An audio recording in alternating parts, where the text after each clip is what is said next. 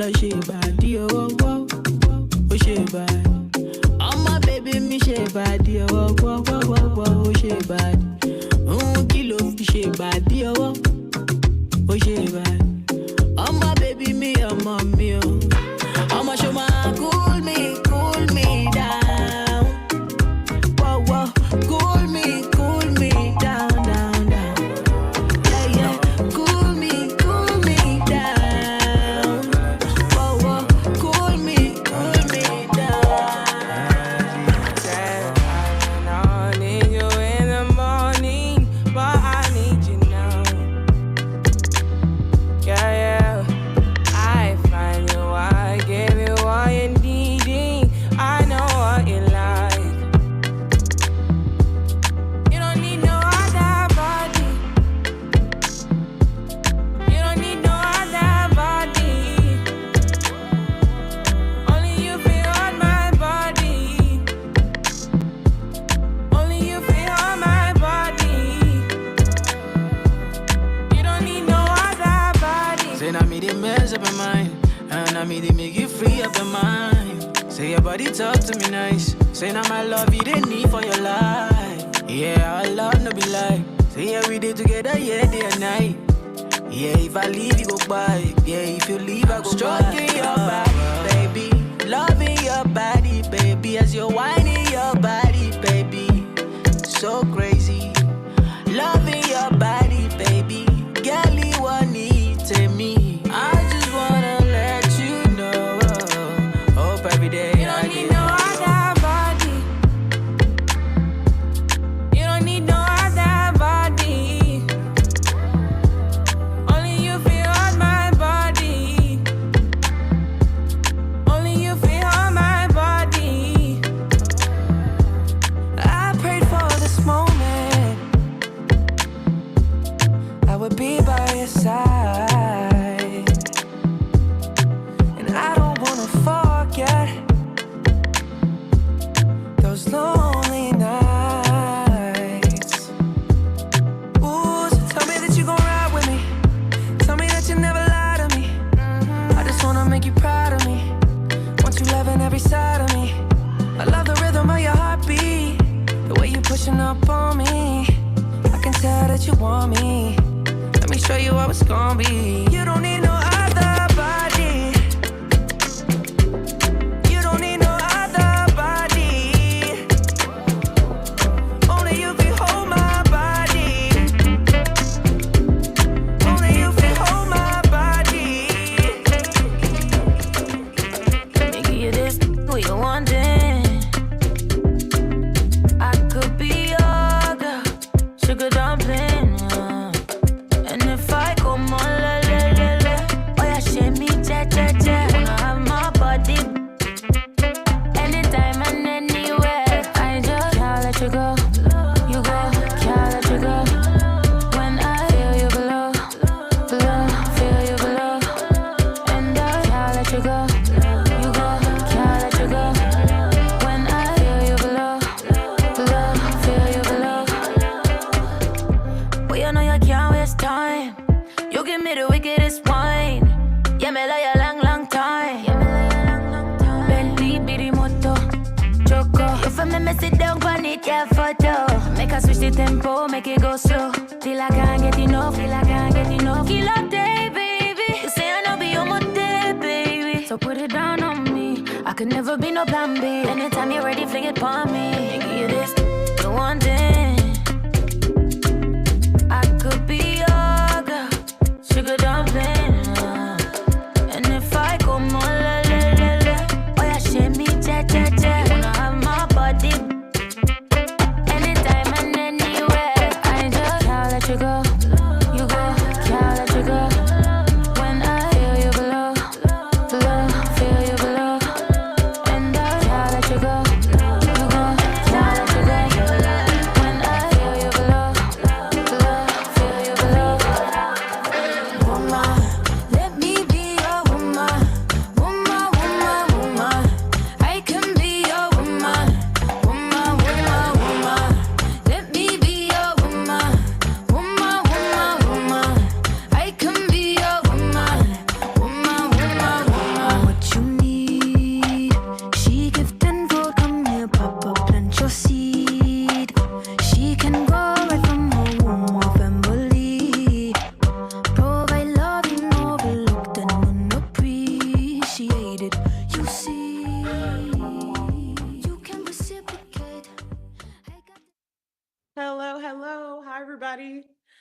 Welcome to the Coach Summit. I'm so excited that y'all are here and we're going to hang out together. Everybody seeing my screen?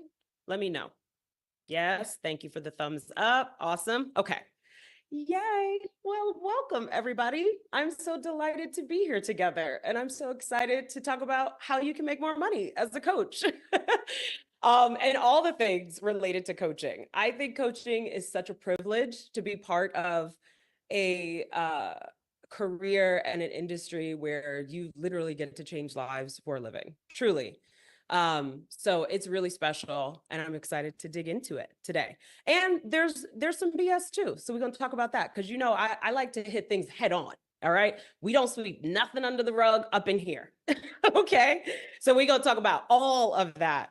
All right. So let me just put my phone on do not disturb because I forgot to do that earlier. Okay. Listen, I have my water. I've got my red lip when I need to refresh. Okay, so we are ready to go. All right, now, for those of you who don't know me, I am Rachel Rogers. I am the CEO of Hello7. This company, Hello7 is an 8-figure company and growing that is teaching entrepreneurs how to scale their businesses. We specifically teach historically excluded entrepreneurs. So that's people of color, that's queer people, that's people with disabilities, that's women, right? Like basically everybody who's not a cis straight white man who has been excluded, right, is who we specifically look to serve. And of course, we have clients who are cis straight white men too, who want to be equitable millionaires. That's what we do. That's who we serve. And so I am also the host of the Hello7 podcast. If you haven't noticed, we are putting out lots of great content where you can watch me coaching entrepreneurs, and there's also solo episodes, so definitely catch the Hello7 podcast. I am the best-selling author of We Should All Be Millionaires. I was just looking on my table to see if I have a copy handy. I don't, but they're in the closet over there. But so I wrote We Should All Be Millionaires and another book called $1 Million Action, and there are many more books coming. And my mission really is to help you end the cycle of overworking and under-earning. Nobody likes that, right? We want to flip that around. We don't want you to be in financial stress. And I want you to see that you literally have all of the things. It might sound cheesy, but it's 100% true, because what y'all need to know about me is I started with nothing, okay?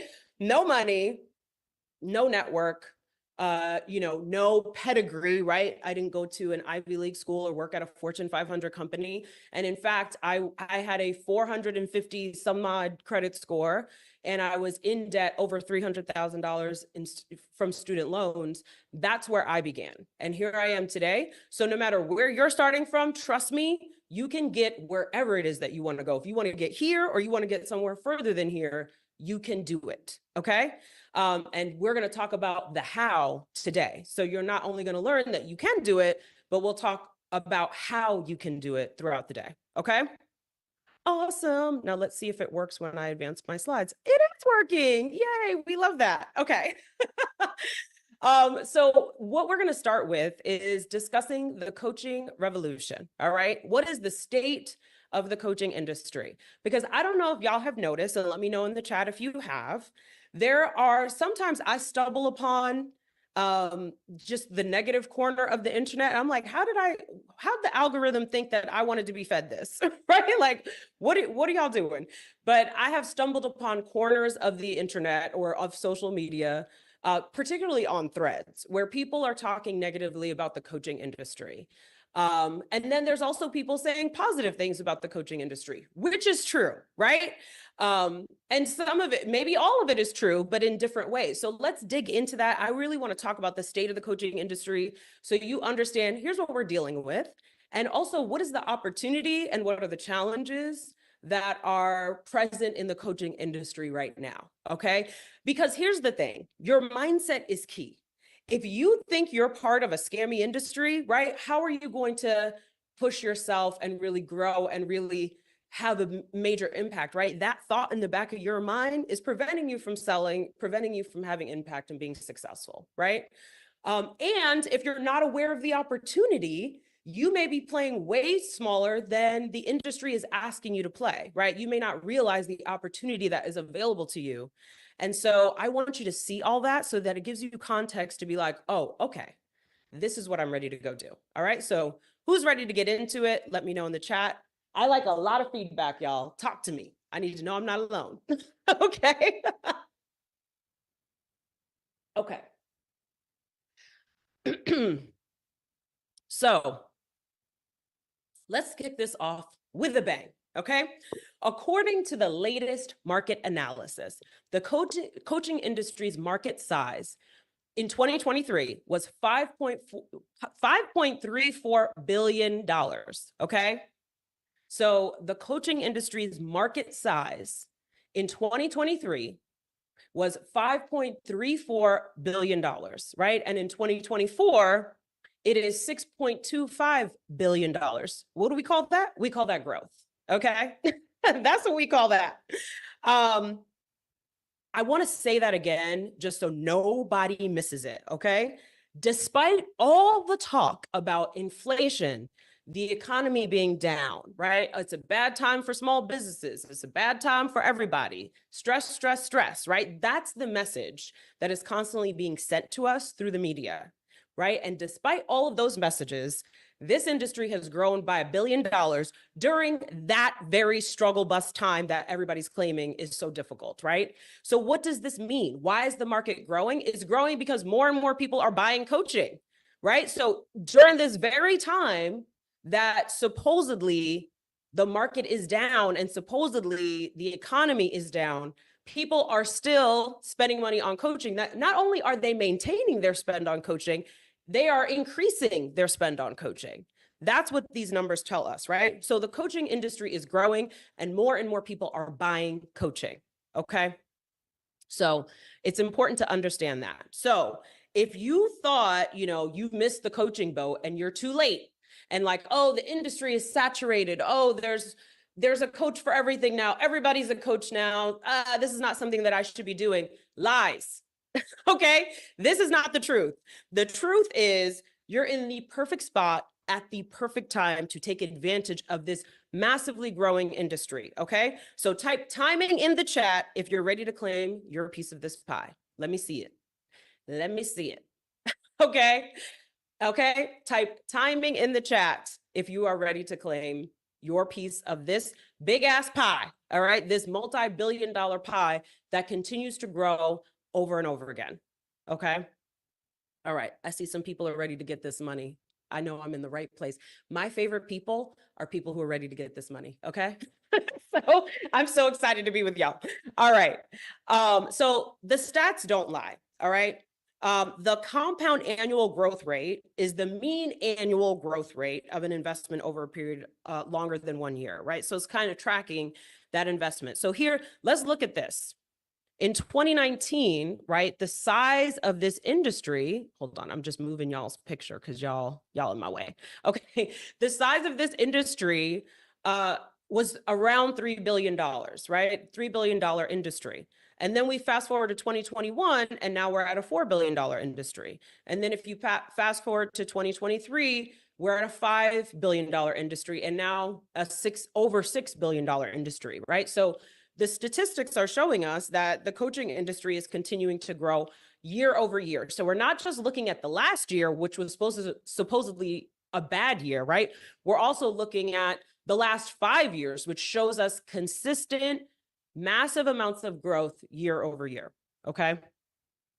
So this is why you have to be careful who you listen to and who you're taking advice from, okay? Do not let your corner of the internet that you just happen to stumble upon have you convinced that you can't make money, or you're in the wrong industry, or this isn't growing, it's declining, blah, blah, blah. The numbers say different.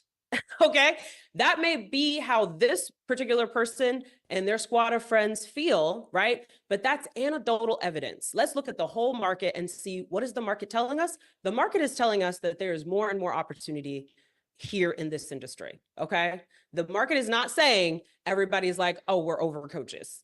Okay, that's not what the market is saying. There are over 100,000 coaches worldwide. I want you to understand that. Like 100,000 coaches is not a lot of people, right? So you might feel like everybody's a coach.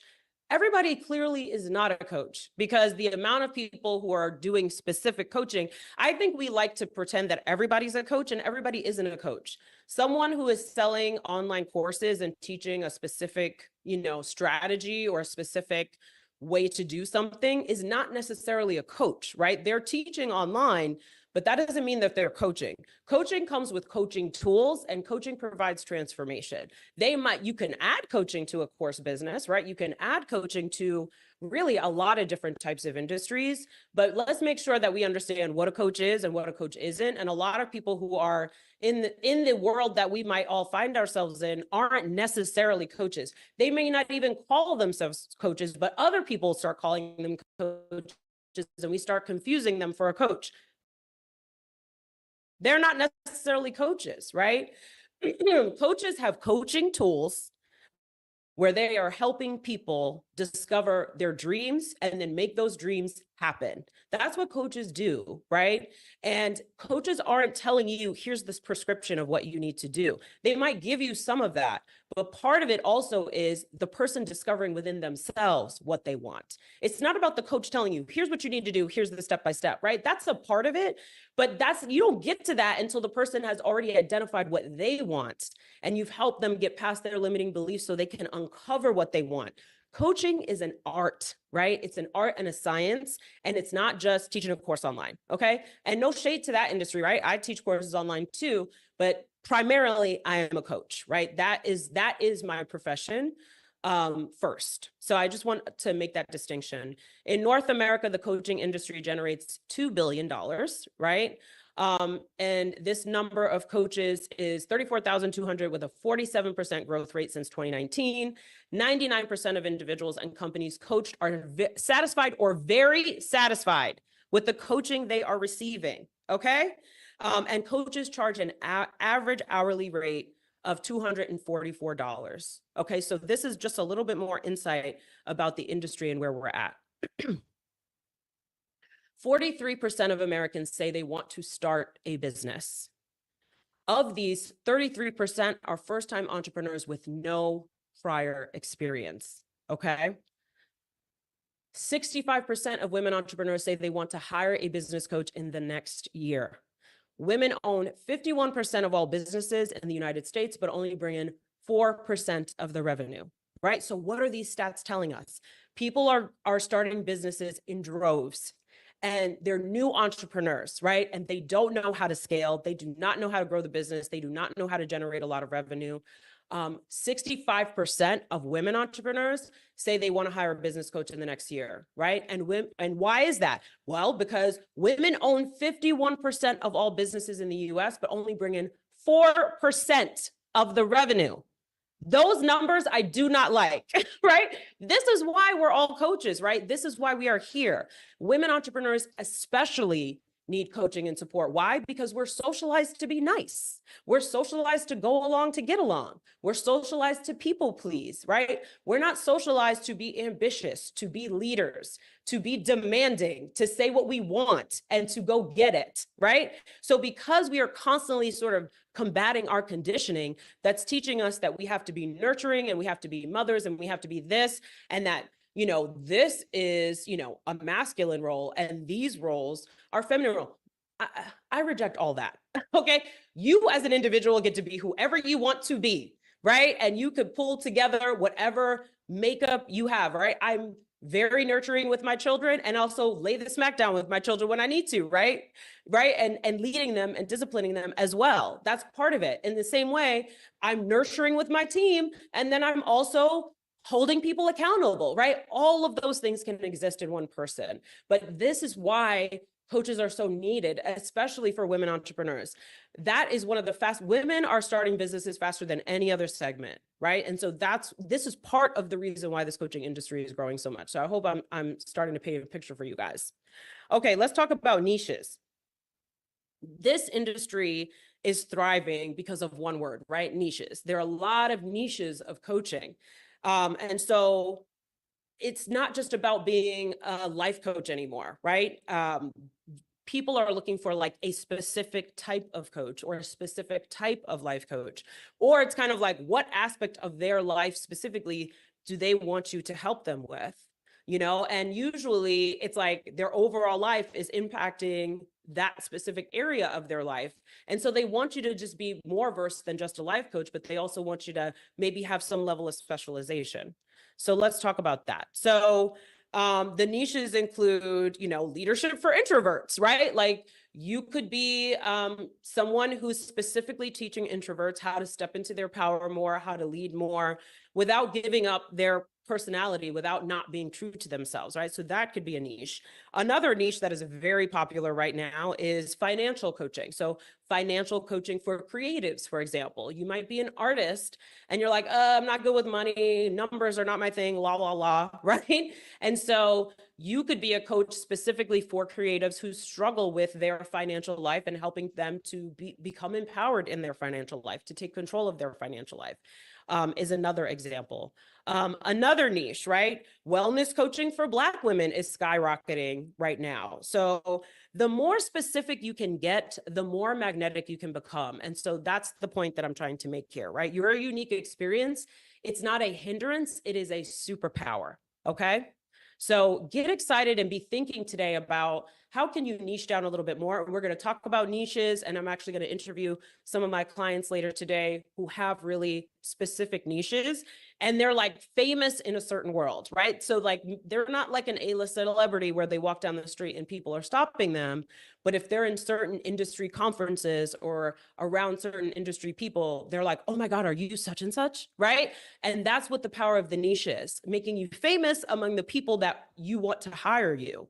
And so we'll talk more about that as we go on. Okay, but let's also address the elephant in the room. So I mentioned this a little bit earlier, right? Before we dive into all the ways that you can thrive as a coach, we need to address the elephant in the room, which is that there are issues that are making people side eye this industry. And there are people who are like writing off the entire coaching industry, which too bad for them, okay? So you've probably heard these whispers, right? Or maybe even felt it yourself. Maybe you've asked yourself, is coaching just a scam, right? Maybe you have asked that. And if you have, feel free to, you know, share in the chat. And maybe you've had that experience where you've had that fear. Like, am I part of an industry that is a bunch of scammers, you know? So it's only one of the many challenges, right, that the industry is facing right now. We're not going to gloss over it. Let's address those too. Let's break down some of these myths, these misconceptions, and these real problems that you may have encountered or you may see people talking about on the internet.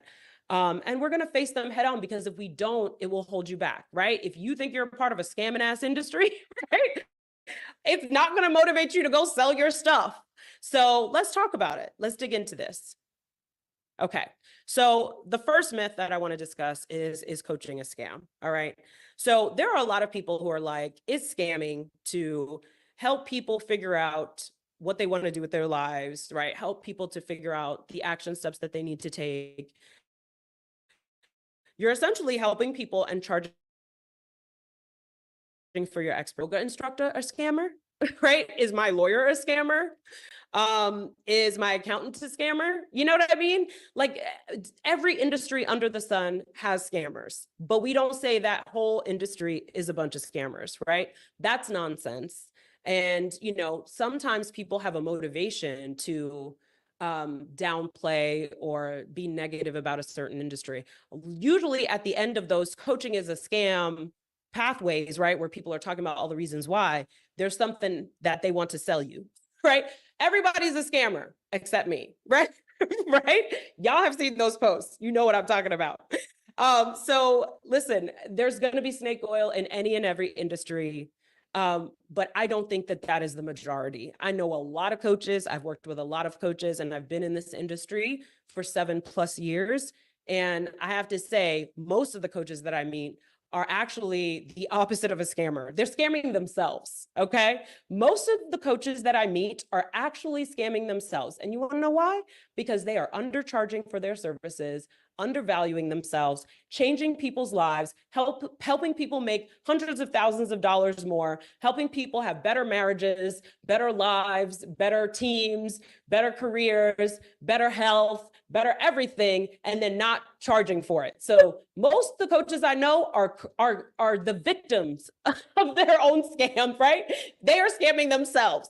They are not scamming their clients, okay? Their clients are getting over is what's happening, all right? And then half the time, right, like they do all of this life-changing work for people, and holla if you hear me, and then don't give credit to the coach and pretend like that's the experience they were having before they met that person. Oh, really? Oh, really? So you were making $10,000 a year before we met, and now you're making $1 million, but you have amnesia about who helped you get there. Holla in the chat if you've had that experience. we know what we're talking about, right? Like y'all know. So like I said, the truth is that there's bad people in every profession, and that doesn't mean that you are not a good coach, that you are trying to scam people, because of course you are not, right? We don't write off an entire profession for these other industries, and we're not going to do that in coaching either, okay? So real coaches have credentials, all right? Real coaches have the credentials, they have training, they have a track record, they have experience from their careers or their lives that they're bringing into the coaching that they are delivering, all right? So let's not allow people to paint us all with the same brush. Do not allow people to put you in a category that you do not belong in, okay?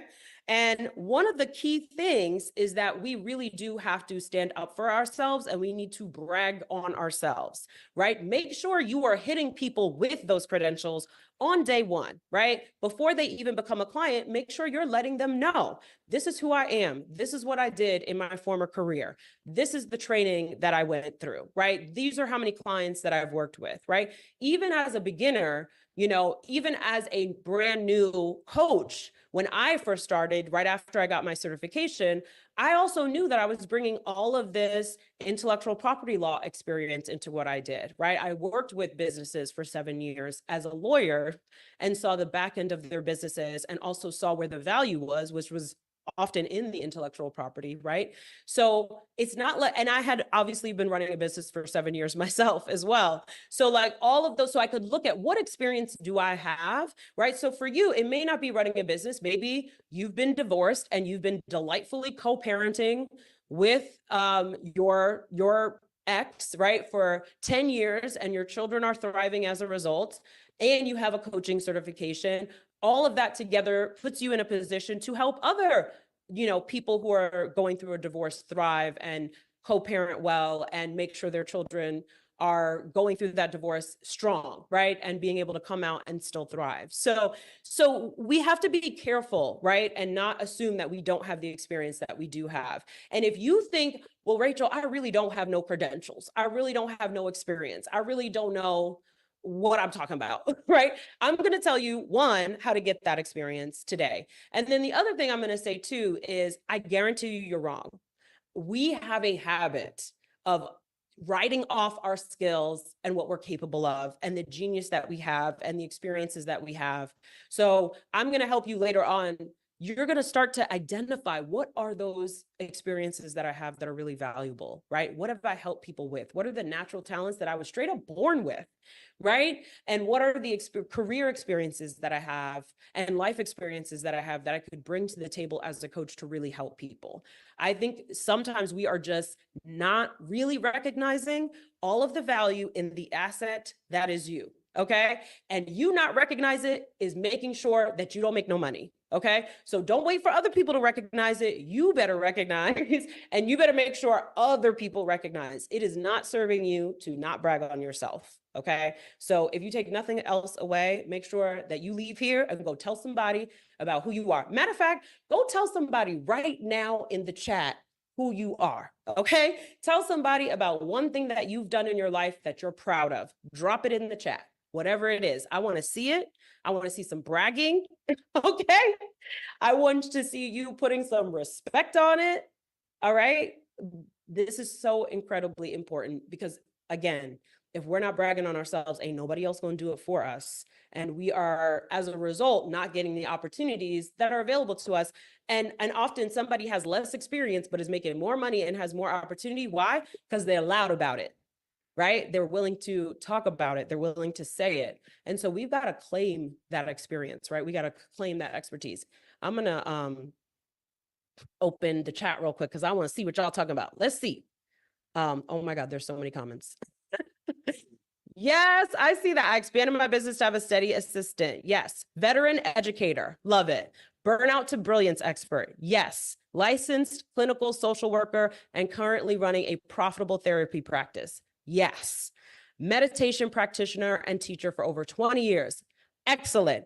I'm a licensed therapist with a PhD. Yes, ma'am. Okay. Birthed 3 amazing kids who are grown and thriving. Okay. Yes. 37 years as a cytotechnologist. We don't even know what that is, but you do, right? So listen, so homeschooled 4 Black children successfully. Yes. Okay. Changed career 3 times. Yes.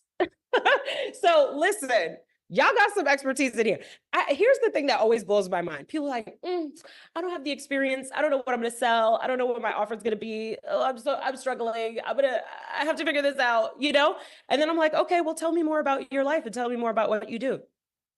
And then they're like, well, I have a PhD and I was the COO of this 8-figure business and helped it grow. And then I left and then I launched this other thing. Oh, it's just a small thing. And then I did this other. And I'm like, girl, if you don't stop with your nonsense, like I would just be ready to slap y'all sometimes. Okay.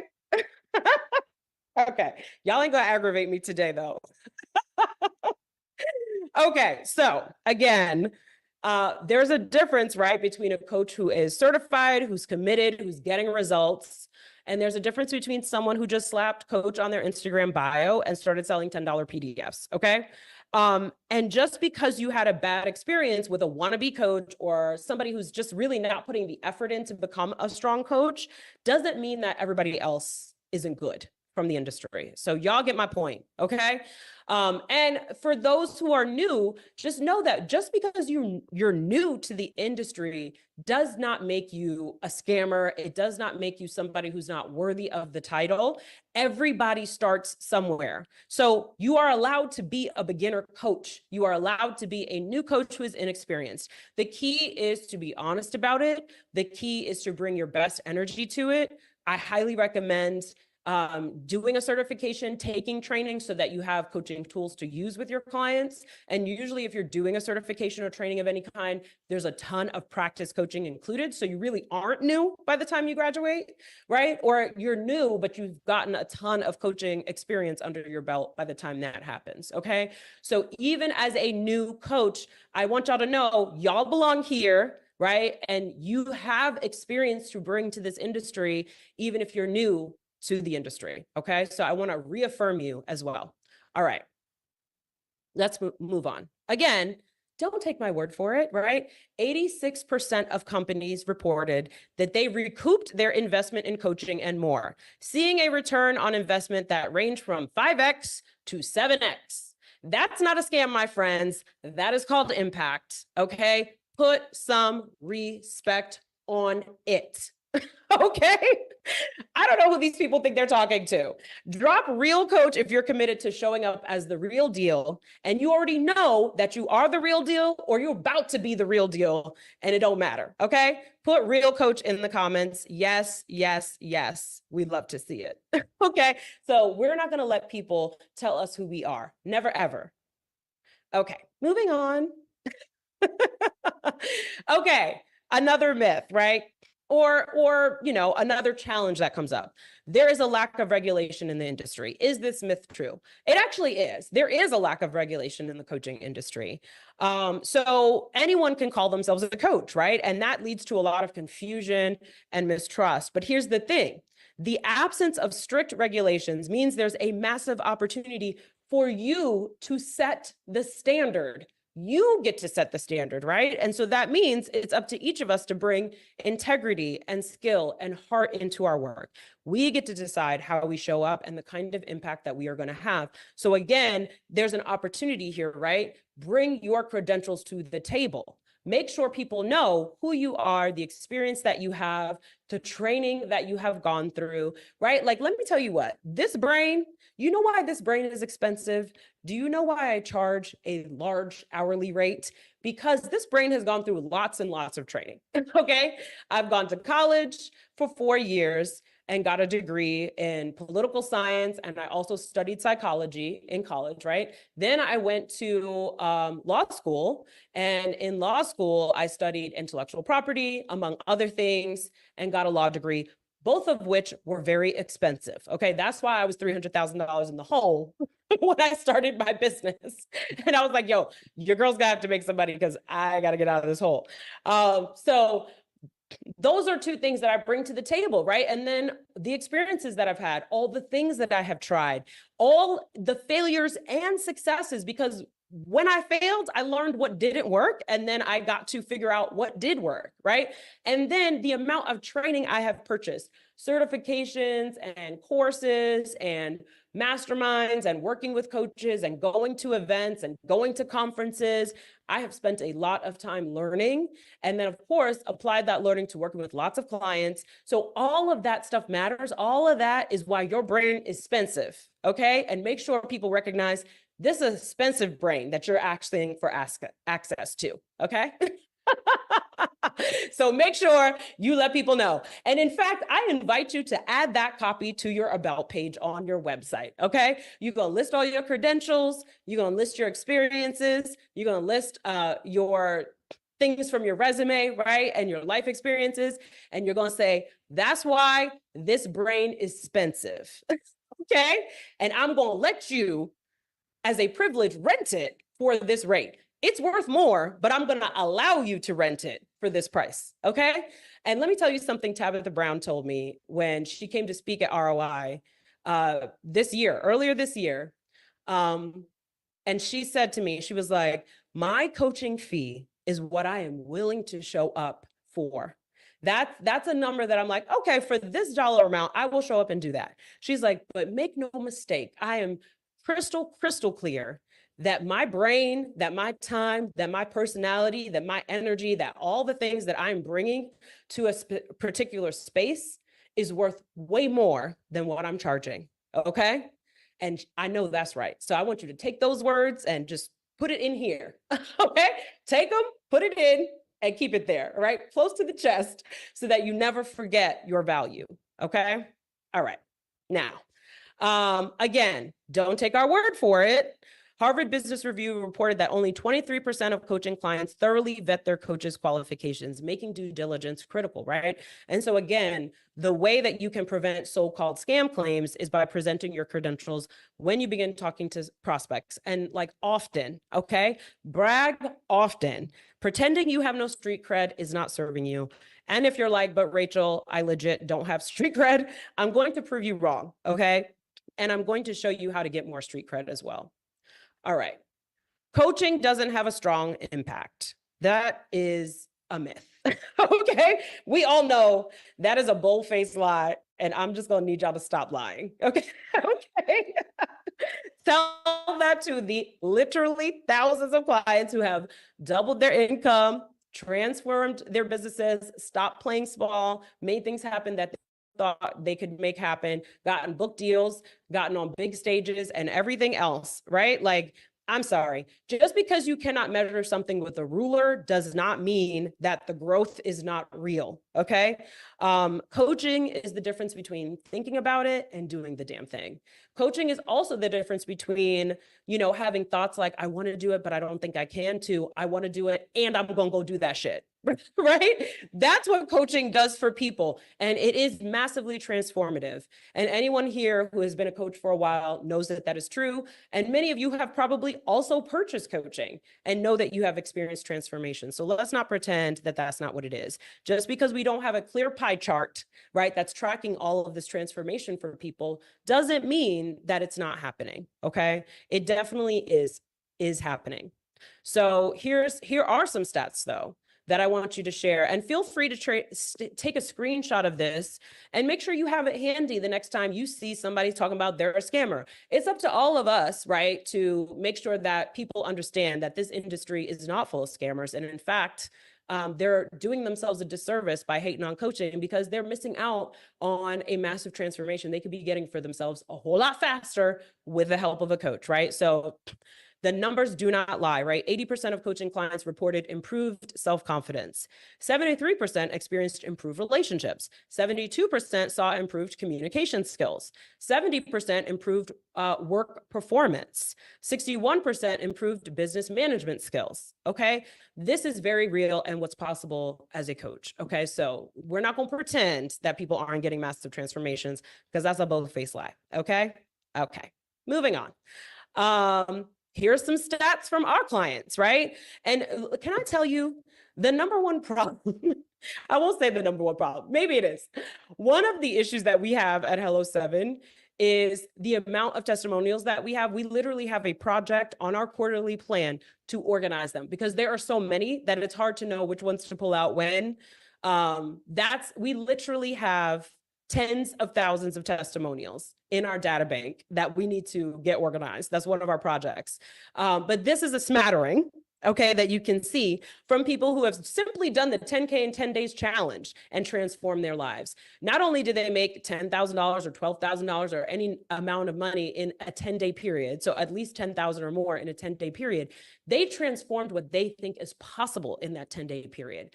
Making that money showed them like, oh, wow, I literally can make money whenever I want. Yes, boo, you can. That understanding, that belief, that self-confidence transforms how they approach making money literally for the rest of their lives. And that was in 10 days. Forget about when we're working with them for a year and beyond, okay? So I really will not be having anyone tell me that coaching is scamming or that my coaching and my team's coaching and what we do here at Hello 7 is not absolutely transformative. You know why? Because my clients tell me otherwise day in and day out, okay? To the point that I can't keep track of all the testimonials, okay? They're appearing on Instagram. They're appearing on reviews of our podcast. They're appearing on reviews of my book. They're appearing on in our inbox where people are emailing us. They're in every single, community group that we run, right? And everywhere else on video, right? And everywhere else. So please put some respect on it, okay? And I will not be shy about it. I will be quick to tell you we get results, okay? All right. Another myth, you can't make a good living as a coach. Let me tell you what. This one I can't even take seriously, all right? This is just, says who, right? Is it your cousin who filed bankruptcy for the third time that's telling you you can't make money as a coach? No shade to your cousin, but can we please watch who we take advice from? All right, can we please take advice from people who actually have what we're trying to make happen and not be taking advice from people who don't know what they're talking about? Your broke friends are not in a position to tell you what you should do to make money, okay? So please stop listening to them. Do not ask them for financial advice. Do not run your financial decisions by them, okay? Let's be careful about who we share our dreams with, right? Some people do not have the belief that you have. That is fine. That doesn't mean they can't be your friend no more. It just means I'm not gonna tell you my big ass dream. Why would I share it with you? So that you could tell me I can't make it happen? I don't need that in my life. Get out of my ear with that. Let me go hire a coach who's gonna be like, yes, you could do it. Let's go, right? And gonna help me and coach me get there, okay? So yeah, we're not doing that. So I've got clients in many fields of coaching and in my programs pulling 6 and 7 figures, okay? I have clients now who are also hitting 8 figures. So let's stop acting like coaching is a side hustle or a hobby. It can be if that's what you want it to be. If you want it to be a side hustle or a hobby, it's a great side hustle or hobby. I actually have a client, she's going to be on the podcast soon. She has a 7-figure side hustle. She had a full-time job that she was working. And then on the side, she was making $1 million in a coaching business. Okay. So I'm gonna have her on the podcast so y'all can hear her story, but that's what's possible. Okay. That was her side hobby. All right. There's levels to this. So it can be what you want it to be. If you want to make bank, you can make bank, right? If you want it to just be a side hustle and just make some extra money, you could do that too. All is possible, okay? But it is, as we've already discussed, a multi-billion-dollar industry, and there's plenty of pie for literally everyone, okay? So the key is having the right strategies, the right mindset, and having the right community around you. And we have all three, okay? You're in the right place, right? We're doing all of that today. And if you're still stuck on the idea that coaching doesn't pay, then you're not paying attention, right? The coaches who are killing it know how to market themselves. They know how to create irresistible offers, and they also know how to deliver results that clients are happy to pay for again and again. People will pay for value. If you're like, oh, no one's buying anything, that's a lie. People continue to buy things. As we already saw, the market is expanding right now. And why? Because people are always willing to pay for value. Okay. So if you want to keep believing that coaching is just a cute way to make pocket change, you can do that. But the rest of us will be cashing these big ass checks. Okay. So just know you can join us anytime should you choose. And so here's two examples. Eileen sold her first coaching session for $3,000 only 7 weeks into our coach certification program. She hadn't even finished the program yet. And she already sold a package. And Minerva sold her first $8,000 coaching package. So yes, you can make a living, right? These are beginners. And again, these are both women that are bringing incredible experience into what they're doing, right? But they're new coaches, and this is what they're able to do. So just know that that's just the beginning, okay? So if the coaching industry is flawed, why are so many people thriving, right? Because coaching works, right? And let's talk about the winners, those who didn't let myths or doubts or industry flaws stop them. From Oprah to, whether you like him or not, Tony Robbins, right? To up and coming niche coaches, they all saw the opportunity, invested in themselves, and went all in. This isn't just about big names, right? It's about every coach who decided to bet on themselves and see an impact. Oop, went backwards. So let's talk about the coaching success ladder. So let's look at some coaches who are crushing it at different levels. And this is not to compare, but it's to inspire and to show you what's possible. Because I think a lot of times as coaches, we think, oh, the only opportunity is to just be a solo coach. And to have a small business and to make, a couple $100,000 a year. And that's like the pinnacle. No, I know different personally. And there are, of course, coaches doing far more than I am, right? So know that you can go as big as you want in this industry. And so that's what I want to show you as well. And the other thing I want to say too is I saw a quote recently from a Black woman billionaire. I forget her name at the moment. I'll share it later. I'll go look it up during one of the breaks. But one of the things that she said is entrepreneurs aren't waiting for the perfect moment or the perfect opportunity. They are meeting whatever moment they're in, and they're making it the perfect moment. They are making it the perfect opportunity, right? That's what we're doing. We're creating something, nothing. And you don't to decide, right? You decide, you make $1 million decision that this is what I'm about to go do. And then you go do it. Like at Hello 7, we have rolled out our $100 million plan, and we are growing our business to $100 million. And for no other reason than we want to have a massive impact.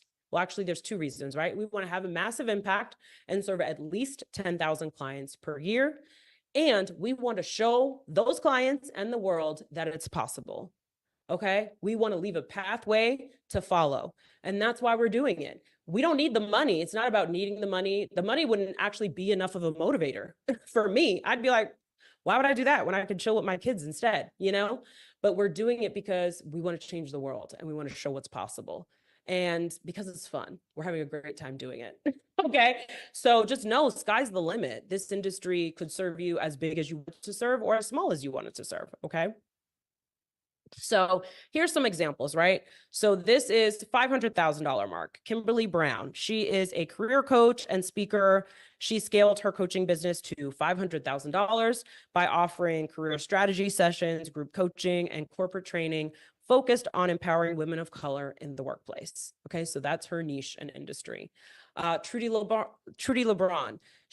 Trudy focuses on DEI, and she's actually a former client of mine and has built a $1 million business, right? Coaching people in the space of DEI and helping them to create more inclusive and diverse and equitable teams and businesses and companies and offers.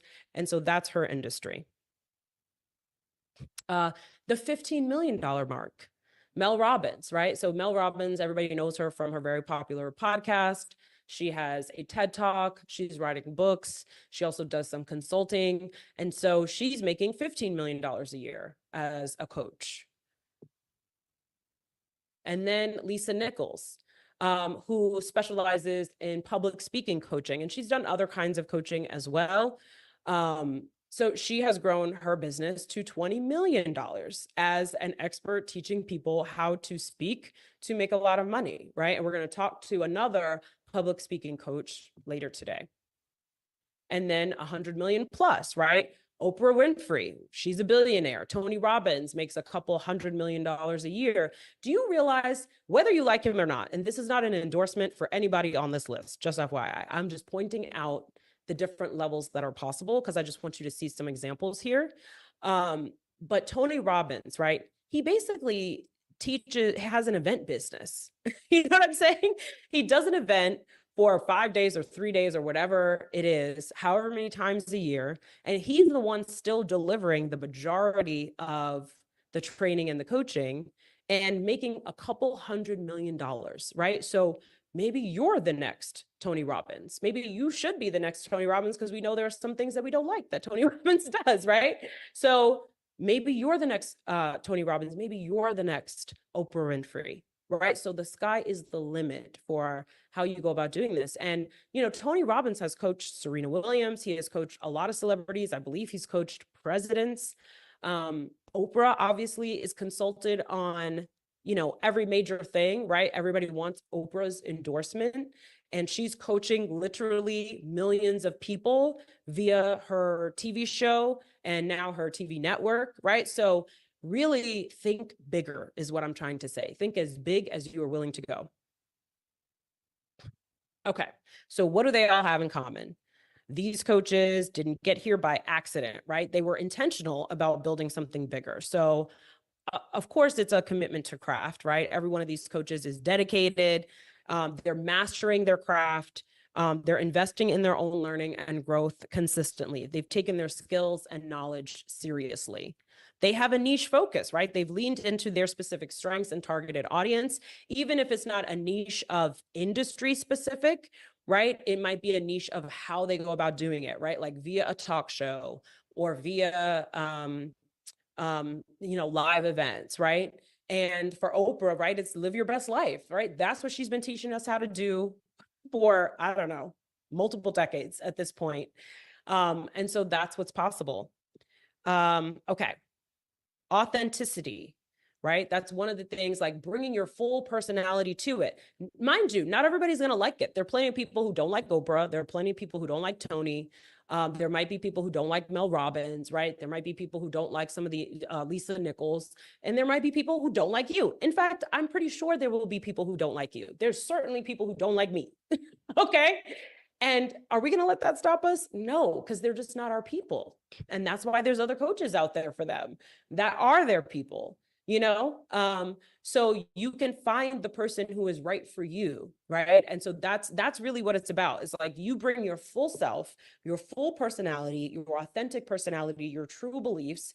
Like, don't lie, because that truth and that the perfect example of this is Joe Rogan, right? I am no fan of that man, but he is bringing his full self and saying whatever he wants and doing whatever he wants and spewing whatever nonsense conspiracy theories and whatever it is that he believes. And it's clearly attractive to a lot of people. He is the highest paid podcaster that exists today, right? So clearly authenticity sells, even if you are a conspiracy theorist. Okay. So, and this is exactly why we need to counteract the authentic nonsense that's out there with what we have to bring to the table, right? Where you are bringing your full heart and you actually care about serving people and helping people. And your motivation isn't money or being controversial or whatever it is. Bring your beliefs to the table, right? So then we have a full array to choose from. And it's not just these specific types of things that we're seeing on the buffet, okay? Scaling smartly and strategically, right? Taking the time to do so, building up the team, making sure that you have a clear framework for your coaching, right? Understanding your proprietary process or having another proprietary, like step-by-step process, right? That you can use to coach. For example, like Strengths Finders, right? There are a lot of career coaches that they don't have their own proprietary process, but they took Strengths Finders certification, and now they understand how to help people find their right careers and how to do career coaching, and they can use this methodology to do so. So scaling smartly and strategically. Okay. So everybody started somewhere. All right. So my friend Nicole Walters is a well-paid coach, and she started out as a corporate executive before she started her business. And then we have Brooke Castillo, again, not a fan, but she is a coach, right? Who is successful. And she started out in real estate, right? Before transitioning into becoming a life coach. Mel Robbins, what was her previous career? She was, like me, an attorney.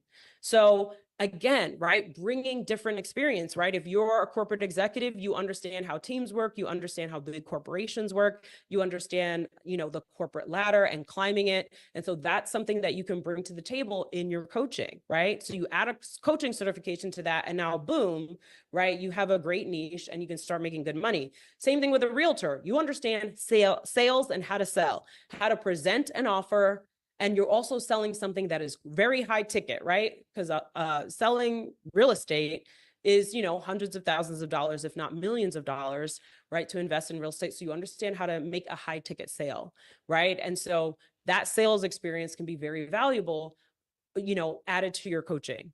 Same thing as an attorney, right? Like you understand whatever industry it might be. If you're in family law, if you're in intellectual property law, whatever niche you might have been in, you're bringing all of that genius to the table. And you also understand, you have an understanding of how our society works because you've read the tax code, right? You've read all of these things. You understand how laws are made, right? You understand how business works. And there's a behind the scenes there for attorneys that you can bring to the table. And then also, attorneys tend to be great public speakers because you had to learn how to do that in law school, great writers because you had to learn how to do that in law school. So there's a lot to bring to the table.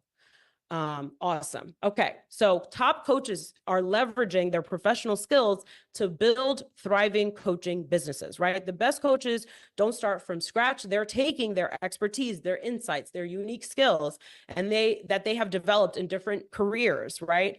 And seamlessly integrating them into their coaching practice.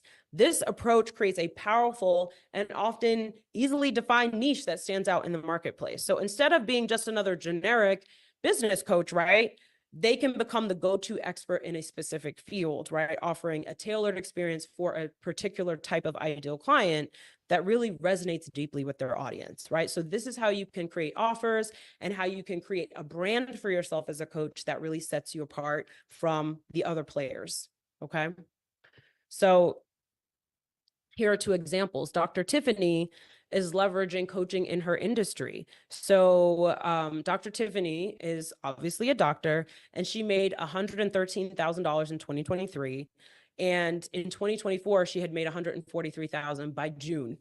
Okay, so she exceeded her 2023 revenue by June by adding a coach certification and coaching skills to the business that she already had, helping doctors prepare for the oral board prep, right? So like, this is an exam that every doctor has to take. It's very important. If they don't take it, you know, they can have their license taken away or whatever the consequences are. And so she added coaching skills to, so this is an example, right? She's teaching them a specific skill, and then she added that coach training to it, because a lot of times once people fail a really important exam, the same thing happens with the bar, right? You fail once, then you get in your head, and then sometimes you could take it 5 times and keep failing because it's a belief thing. It's a mindset thing that is stopping them as well. And so she was able to take those skills and also learn how to grow and scale a business, right, through our coach certification. And that's how she was able to do that. And then Stephanie, she was able to use the training in our coach certification to remove herself from her business so that she doesn't have to work in the business as much as she was. And now she's freed up to go use the skill set from the first business that she built, the professional skills and the professional experience and the notoriety and brand that she has from the first business, and parlay that into a coaching clientele. So we are going to talk about $1 million niche, okay? Or if you like niche, say it the Americanized way, niche, whatever, okay? This is about crafting your unique coaching brand, all right? So welcome to the $1 Million Niche session. So we're about to dive into some stuff that's going to help you and change the game for you. Let me tell you what. As homework, please feel free to add this to your list of takeaways or things you're going to go work on. I want you to add a homework item, which is to listen to the episode that I did with Jeff Jenkins on the podcast. I think it got published either in July or early August. It's a recent episode. I want you to go listen to that because we really dug into brand there, and you're going to see the things that I'm about to teach you be reinforced and you get to see them in action.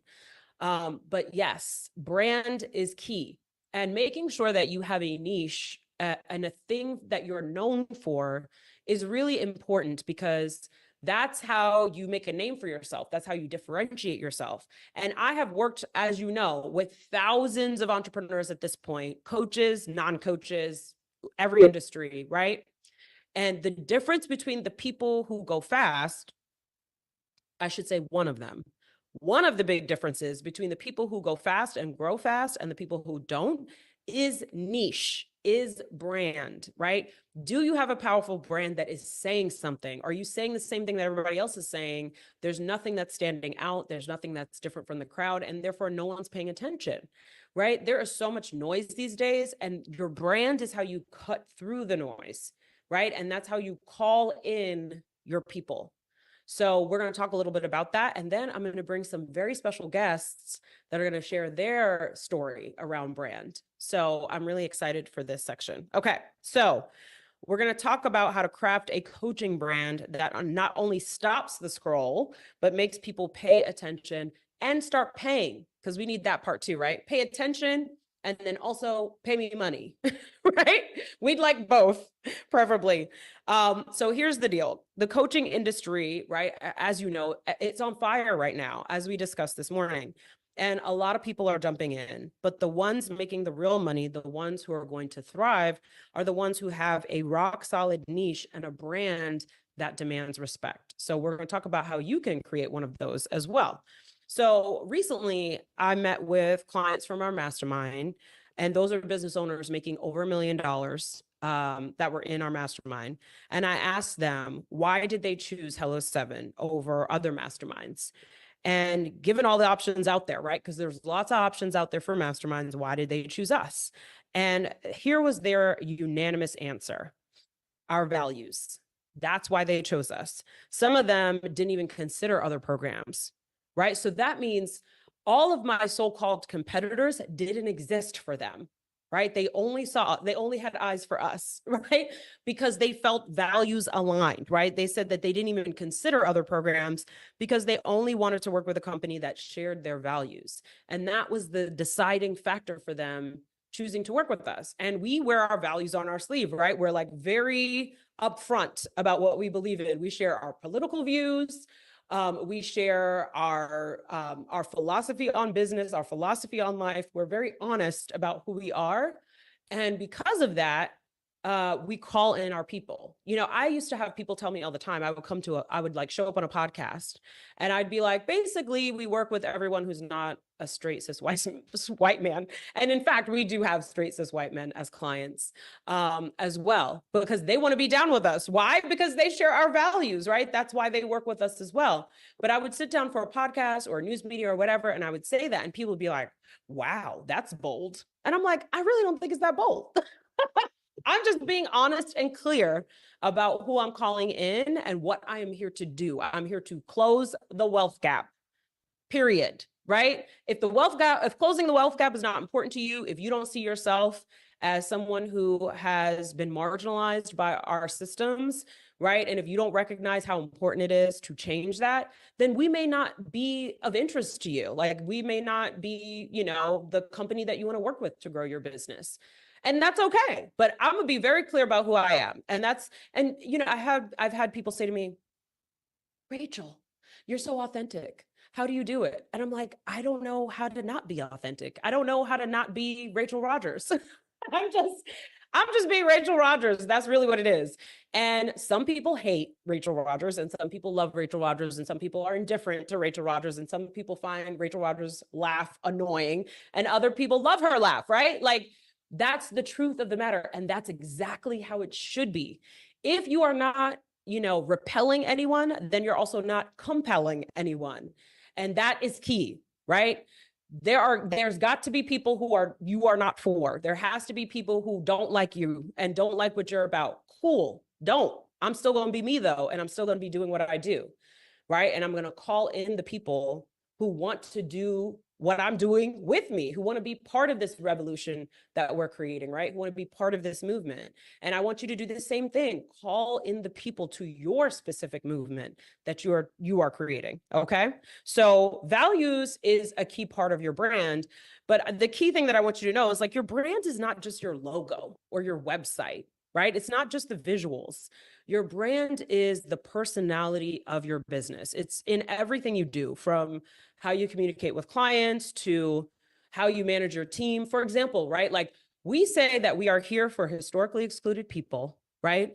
That we are here to close the wealth gap and prevent marginalization, or combat, we can't prevent it, but combat marginalization. So how would it look if we turned around and marginalized our team? That don't make no sense, because that means that's not our values, right? So that means that we have a very generous maternity leave policy. Can we afford this maternity leave policy? I don't know, right? Like, when we decided to enact it, we were a much smaller business, and we were like, okay, people are starting to get pregnant. We better create a maternity leave policy. And we looked and we said, like, what's recommended by, different agencies and social justice organizations? And we did just that. And could we afford it? I don't know. It wasn't even a question. It was just like, we're doing that, right? Because that's what we want to stand for. So it's like, when we create policies, we're as generous as we possibly can be with salaries. Like, we generous with benefits. A lot of my friends who run similar sized businesses have thought that I was bugging and going to run myself out of business for many years, because we are so generous with our employee benefits package, because companies this size usually don't have the benefits package that we have. Now, do I want to be able to offer more benefits? Yes. There's always more that we could be doing, but we have to grow our revenue to be able to do that, right? But, like, we are as generous as we can humanly be and still make the math work. And that's important to us, right? Because that aligns with our values. And even that's part of why we have $100 million plan for our business, because I want my employees to become millionaires, right? I want them to be able to become a millionaire while working at Hello 7. And the only way that's going to happen is if I grow this revenue significantly. So we're going to do that. Okay. So that my team wins, my clients win, I get to win as the owner, everybody wins. That's the economy I believe in. That's the world I want to create, and we're creating it. And so it's important to stand up for what you believe in and do it your way. You don't have to do it the way everybody else does it. Oh, all the coaches do this. Who cares? Right? Like, if it aligns with you and you love it and you're excited about it, yes, take the pathway that's already worn. It's easy, right? Just plug and play. But if you have an idea of how you want to do it differently, also don't be afraid to put your stank on it. Also, don't be afraid to make your mark and stand up for what you believe in. And, it is scary sometimes, because it's like, oh, am I going to be able to continue to maintain these values as we continue to grow? Yes, because I've decided that that's what the hell I'm doing, right? And that's that. And I worried about what somebody else tells me I could do or not do, because that they don't know what I could do, right? Like, that's not their business. I will decide what's possible for me and what's possible for our company and our team.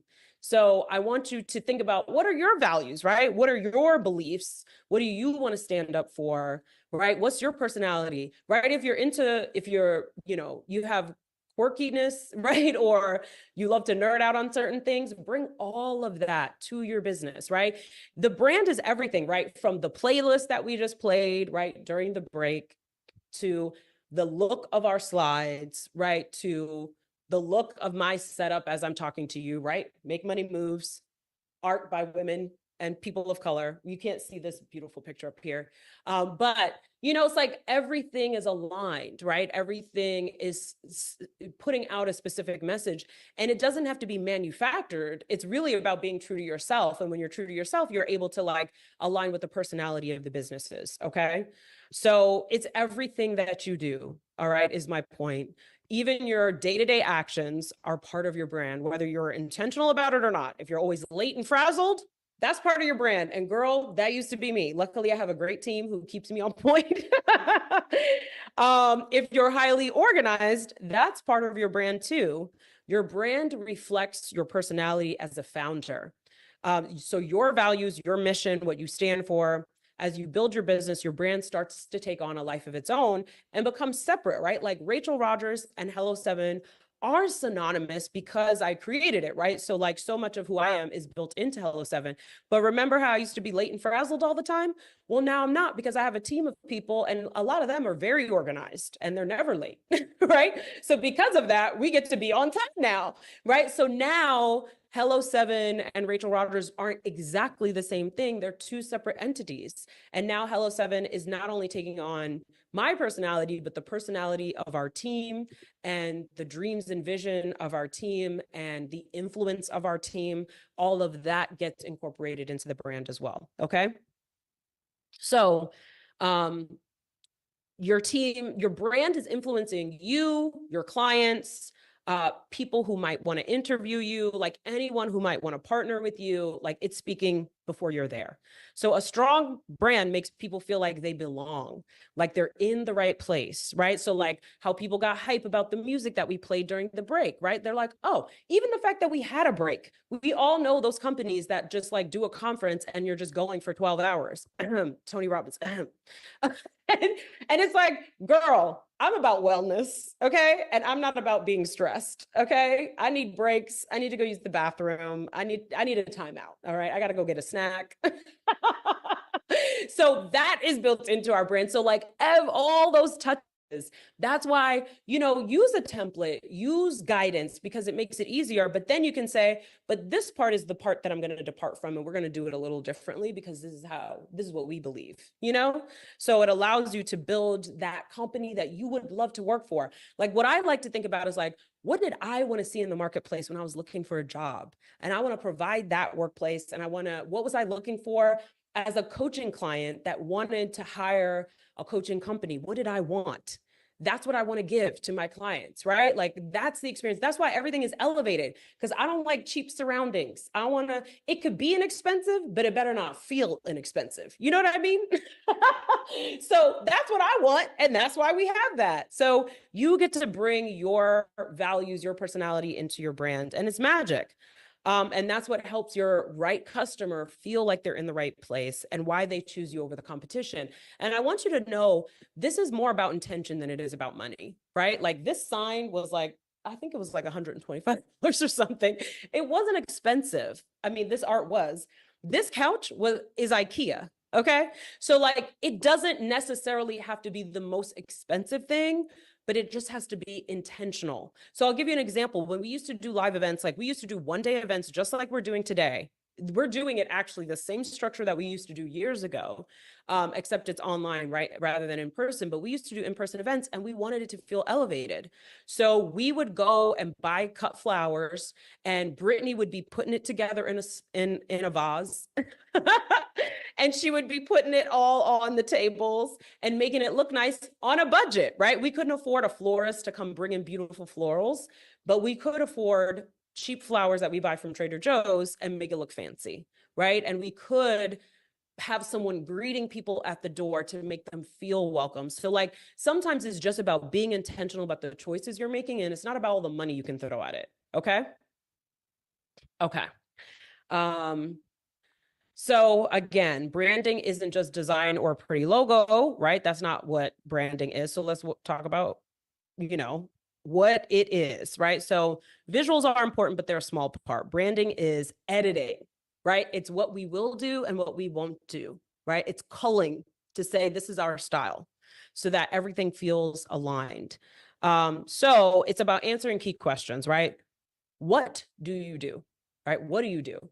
and even how you go about describing what you do. You could say, I'm a business coach, right? I could have said, I'm a business coach. Hello Seven's tagline could be, we're business coaches, right?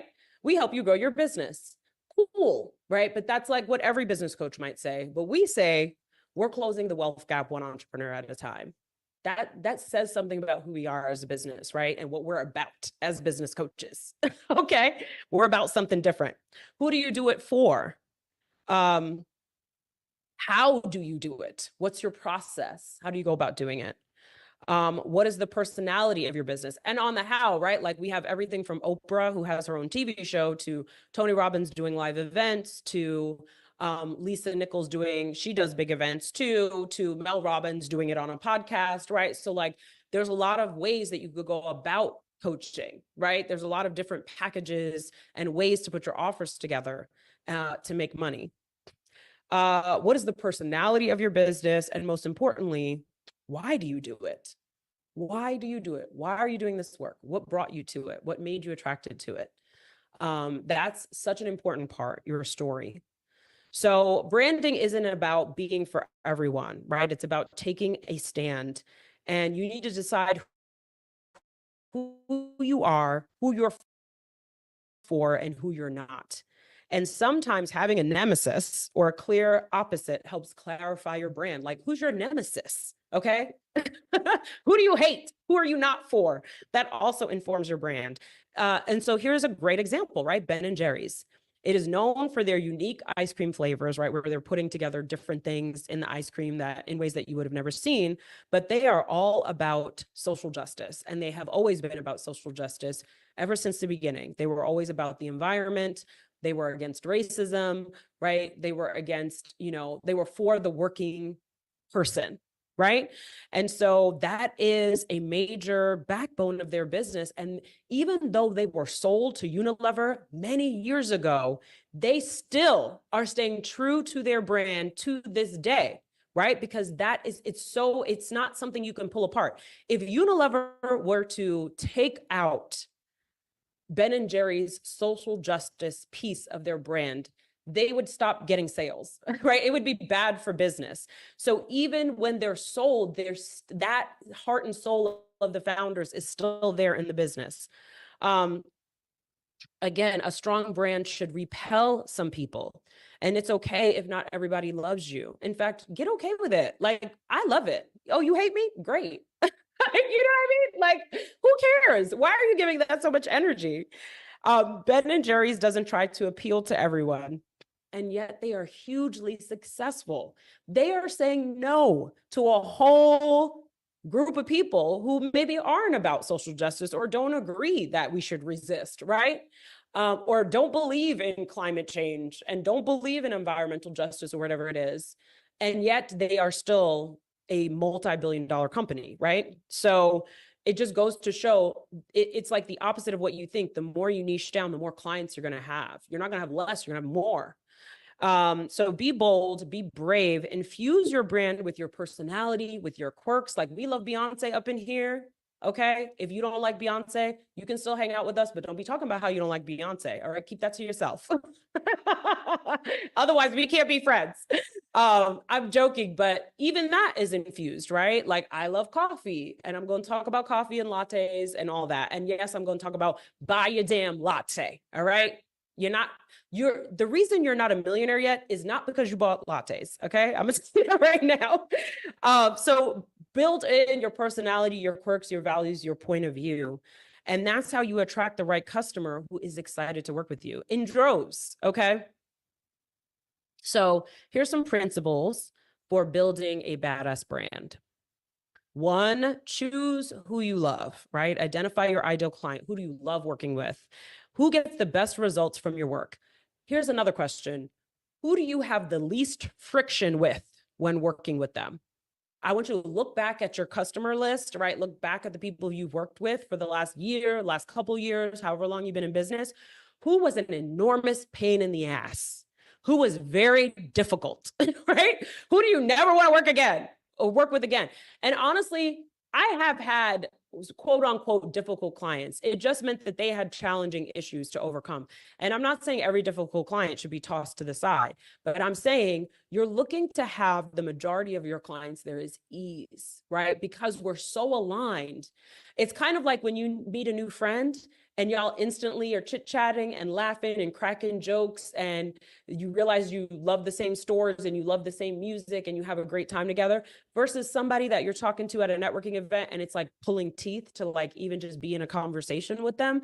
That's what I'm talking about. Choose the one where it's easy, right? Versus the one where it feels painful. Because if it feels painful for you, it probably feels painful for them too. So like, just put everybody out of their misery and work with the people where there is ease, where there is joy, where there is alignment. Okay. And that's what leading with your brand allows you to do, so you can attract more of your right people. And the people who are not right for you are literally repelled by your brand. Great, because they're going to be a pain in the ass to you anyway. You don't want them. But you know what? There's another coach out there who's perfect for them. All right, let me hurry up because I know I'm supposed to be saying a lot more. So choose who you love, tell your story. Okay. You're going to notice this in the people that I'm about to talk to. Your story is one of the most powerful ways to connect with your audience. They need to hear your story. It explains why you do what you do. It helps people understand your brand's mission. Your background, your upbringing, and personal experiences are all part of your story, right? So like, most people know that my story is I grew up low income. I started with nothing. I had a low net worth. I had a lot of debt. I didn't have resources or network or whatever, and I was able to figure it out. And that's my motivation, right? Is to help other people who were situated in a similar situation like I was years ago, and help them see that they can make more money, right? So that makes perfect sense, right? They get why this brand was created when they hear my story.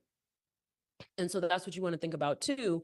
What is your personal story that has brought you to this work? Show your standards, right? Your standards are your values in action. What do you stand for? What are your company's boundaries? What are you not having, right? What's the mission behind your business?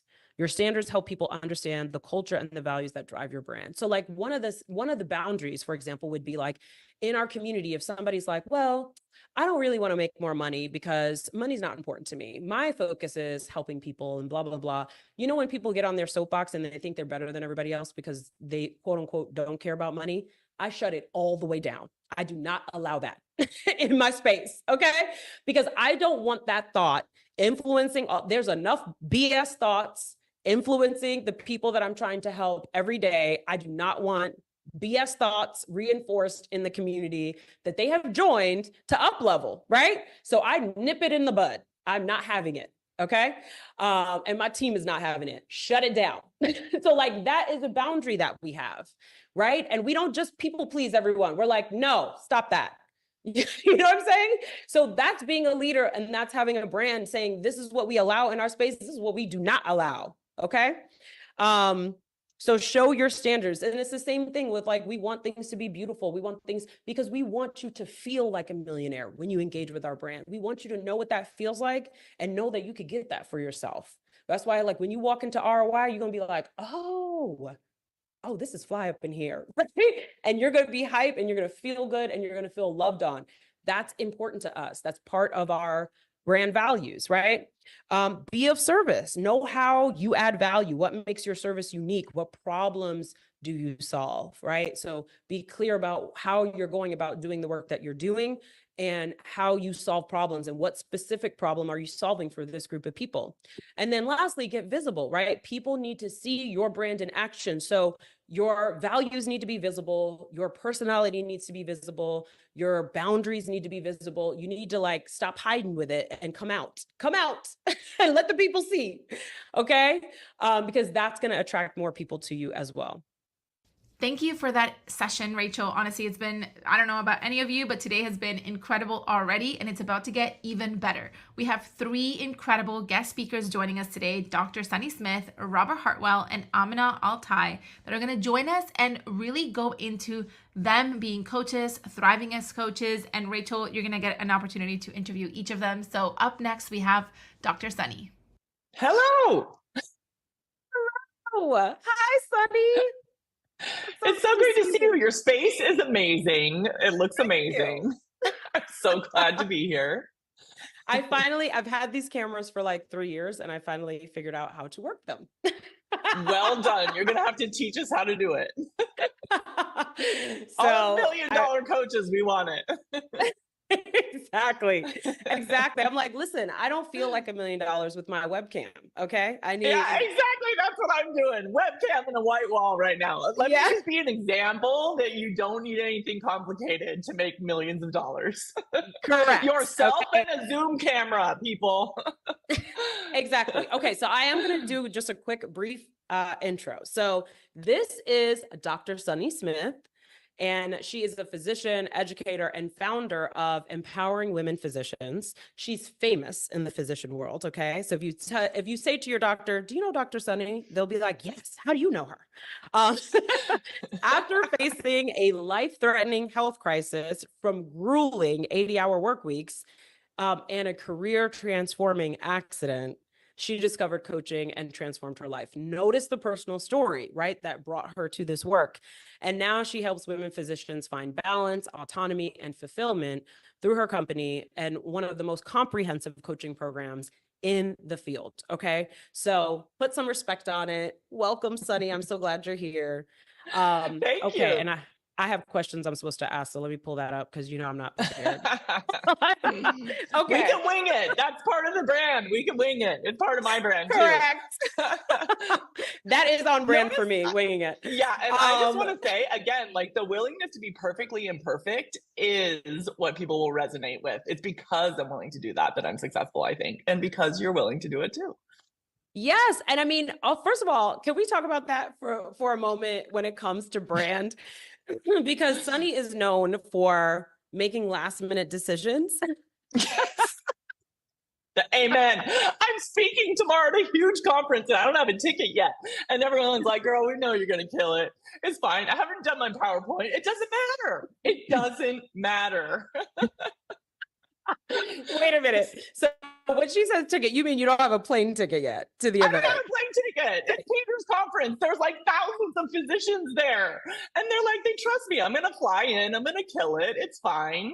Right? I'm just saying, like, be you. And whatever you're going to speak on or coach on, you have it inside you. It's not about the PowerPoint. It's not about, like, Rachel, you could be giving this talk that you're giving without any of this, right? It's so true. And I think that's you have a high level of self-trust. And that's part of where that's coming from. You know yourself and you know you're going to figure it out. And because you have the energy of, oh, it's all going to work out. It always does. Yes, it does. It always does. Yes, you're literally attracting what you want to yourself because you're like, we went to Greece this summer, y'all. And Sunny bought her ticket. I bought my ticket like 2 or 3 months before, and I was in the nosebleed seats. I was so mad that I wasn't in first class. My husband was cranky. Everybody had an attitude with me because these kids have gotten very comfortable flying first class. And I'm in the back because that's like all I could get with my points. There was like all the first class was sold out. Sunny books it last minute, flies in a lay flat from San Diego to Greece. And I'm like, how do you do this? Yeah, this is legit true. It was 4th of July and I was waiting because something was important to me. My dad was having a procedure and I wasn't going to leave until I knew he was recovered from his procedure that day. And so 4th of July morning, I literally bought a ticket for 4th of July night with points, lay down flat seat to Greece. It all works out. Trust the universe. It just does. Maybe I'm making it seem like people can wing it too much, but it's my willingness to take messy, imperfect action. That is what creates success in entrepreneurship. Messy, imperfect action. Just do it. Just do it. Yes. And that's totally your brand, right? Like that is a big part of your brand. And it's the opposite of what physicians are taught to do, right? Physicians are exactly this way or someone's going to die, right? Like it's so serious and so intense and so exacting that it's like shocking for them to take messy and perfect action. Right. So they have to see it embodied, right? And they have to believe that it's okay to be that way because they make it at first okay that I'm that way. but they can never be that way, right? Like I'm a special unicorn. Then they come in our world. They're like, oh, wait, everybody's messy and imperfect behind the scenes. We all put up this front, right? You go to my website, it looks like everything's fine. And you go to here, it looks like, but it's just, we want to know the real truth. And that's part of my brand, is like, what's really going on inside of you and behind the curtains, and how can we live life on more on your terms and not what everybody expects from you. So they're like, and I don't want the exact people, right? Because as you said, you call in the right people. And so like, I don't want the people who are like, we got to be regimented, we got to end on time, like how you're half hour late, so your team's like, oh, it's just, she used the word just, so beautiful, it's just 30 minutes behind, right? Like you want a team member who will say that to you, and clients who won't freak out. So you call them in through this by doing that. So anyway, I couldn't agree more with what you said today. I love that. And it's your authenticity and your transparency is such a crucial part of your brand. It's why people will tell you they're messy behind the scenes, right? Because you're telling them you're messy behind the scenes, and you're just being messy in front of them and deciding it's fine. Yeah, no, literally, like I went to the gynecologist the other day, and she's like, after she was done looking at my vagina, and I hope it's okay to say vagina here, it's a medical word. She opens the door and she's like, I didn't think this was appropriate to say before, but you're Sonny Smith. You're the Sonny Smith. And I'm like, yeah, that's me. I don't know you, but yeah. And then she's like, I know your husband. I know your son. I know your dog. I know your, like, it's like, they know all the mess. And I'm like, oh my God, now she knows all the secrets of my life, right? Because it is true that like, I allow myself to be known, and it's just life is life. You know, all kinds of stuff about me. Everybody who knows me does. And that's okay. You can be super successful like that. As you said, authenticity and transparency, it's pretty rare these days, unless you're with your besties, right? And so if they can feel, my clients feel like I'm their bestie, and I care for them, and I actually love them. And as human beings, they're not just there for me to make money off of, right? I want them to change their lives, just like you want for your clients. Yes, I love that so much. Okay, just so that they have context, tell them who's like, well, they know who you work with, but what made you decide to step away from that, being a physician? You are a highly like decorated doctor, okay, with a ton of responsibility and absolutely crushing it in your career, and you decided to step away and pivot from that. What was the moment when you knew this was the next move for you? Yeah, great question. Because as you said so wisely, it's your story, right? And the more successful you become, the more people want to know your story. You don't realize that at first, right? But that is kind of your origin story is the key. So I was a successful, as you said, clinical professor, corner office, like, you know, highest levels of the university. We had just gotten $100 million grant to work on compassion. So obviously I was working on mental health and well-being there. I had just flown by the university to meet with the Dalai Lama, no joke, privately. And like, I mean, things were amazing in the academic world. And I was director of like 7 different things, winning awards. And I got in a bike accident in Tahiti. I broke both of my arms. I broke my face. I couldn't eat. I couldn't stand. I couldn't take care of myself. I couldn't do anything. So everything that was so important, I thought that I was doing and overworking myself all the time, suddenly came to a screeching halt, and I couldn't do any of it. Like I couldn't drive my kid to school. I couldn't see the patients. I couldn't do the prescriptions. I couldn't write the letters of rec. I couldn't do anything. What I learned is the world kept spinning, right? All of us with all the things. No, you don't understand. If I don't blah, yeah, listen, you're gonna be dead one day, and this could be any of us one day, right? And so I had to realize, oh my gosh, someone else can do all the things that I needed to do. So when I go back, and that's when I discovered coaching, because I couldn't do anything. And so my husband actually would put these AirPods in my ears and press. That's when I discovered there was a podcast app on my phone. It was 2017. I had no idea. And so people, because I couldn't even press it myself, people had to feed me and everything. And so they pressed it, and people told me, oh, you should listen to podcasts about coaching. When you can't change your circumstances, you can change how you think about them and what you perceive about them and how things could be working in your favor. And I was like, bullshit, this is not in my favor. I can't feed myself. And it turns out that was the biggest, change inflection point that could have happened in my life. Because then when I went back to work, I chose what I wanted to go back to, because I wasn't just going to go back to all this stuff. I couldn't, like, I was talking about, you know, gynecological stuff. I came in with this big like robot thing on my arm. I'm like, I can't put my arm inside people anymore. So just all of these circumstances that were like real circumstances, and I could just perceive it how I wanted. So I was like, I'm going to use this to my advantage, and I'm going to only go back, because I was like, if I ever walk again and drive again, I'm going to live this life the way I want to do it. And so then I did. And then I was like, I saw all my best friends working themselves to death. I'm like, you don't need to do that. You know, you don't. You'll earn the same paycheck, and there really is no reason to do all these extra things that women and minorities and all of these, like, you know, minority tax, like, there's no reason to do all the things. You don't have to do them. And so, I decided I wanted to help other people, right? I got certified as a coach, and because I got coached, I got certified as a coach. I wanted to help other women physicians decide they can live life on their terms. Like, we are, and everyone here too, we are some of the most educated and capable women to have ever walked on the planet. Like, we can have credit cards, we can own houses, we are not property, right? Like, use this time and use this unique opportunity on the planet. I was doing Zoom right before, you know, 2020. And so it was kind of early for some people, but now that everyone knows it, like, come on. So I helped other women physicians, and by getting out there, I did it free for the first 10 people. And then I was like, holy shit, this actually works for everyone. Like, no matter what they came to me with, they could come to me with like breast cancer. They could come to me with literally $400,000 in student loan debt. They could come, and I was like, will it really work for everyone? And it did. And I was like, oh my God, I have to do it. Like, even in one session, you have to believe that your one session, like your initial call, telling them on what is possible for their life and how things could be different. And even after that one call, like years later, people will be like, you changed my life on that one call, whether they signed up or not.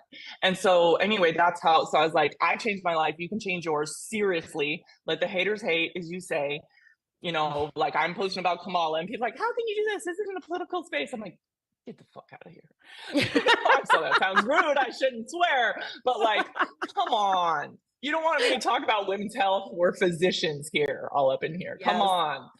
So anyway, so that's my origin story. And if we go even further back, like, you guys can Google me. You can Google the story on Entrepreneur Magazine or whatever. There's various places. If you go even further back, medicine literally almost killed me. I seized and was in a coma for a week. And so, like, I didn't know that would even become part of my origin story. To be but clear, that was from overworking. That was from overworking, because doctors didn't have work hour restrictions. Now our work hour restrictions are you can only work 80 hours when you're a trainee, and only about 24 or 30 hours in a row. That's when you're a trainee. When you're an attending physician, when you're done with your training, there is no limit. So our people legit work 7 days, 24/7. Like, your neurosurgeon or your pediatric surgeon, 24 hours a day for a whole week. That is some bullshit. Like, so my job is to be like, look at the culture in which you are swimming. Look at the water in which you are swimming. This is not normal. How did we get indoctrinated and brainwashed that this was okay? All of us, such that I ended up in a coma for a week. And my only goal when I was done was, let me get back in, like, put me in the game, coach. Let me come back. I hope I can come back.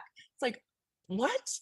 And so now, if there's a whole bunch of women who are like, and we're kind of leading the way, in my opinion, that are like, we're not doing this anymore. We are not going to be complicit in a system that is designed to exploit our altruism. Like, I am not going to be complicit anymore. And you don't have to either. And every time you step up, then someone else thinks they can step up.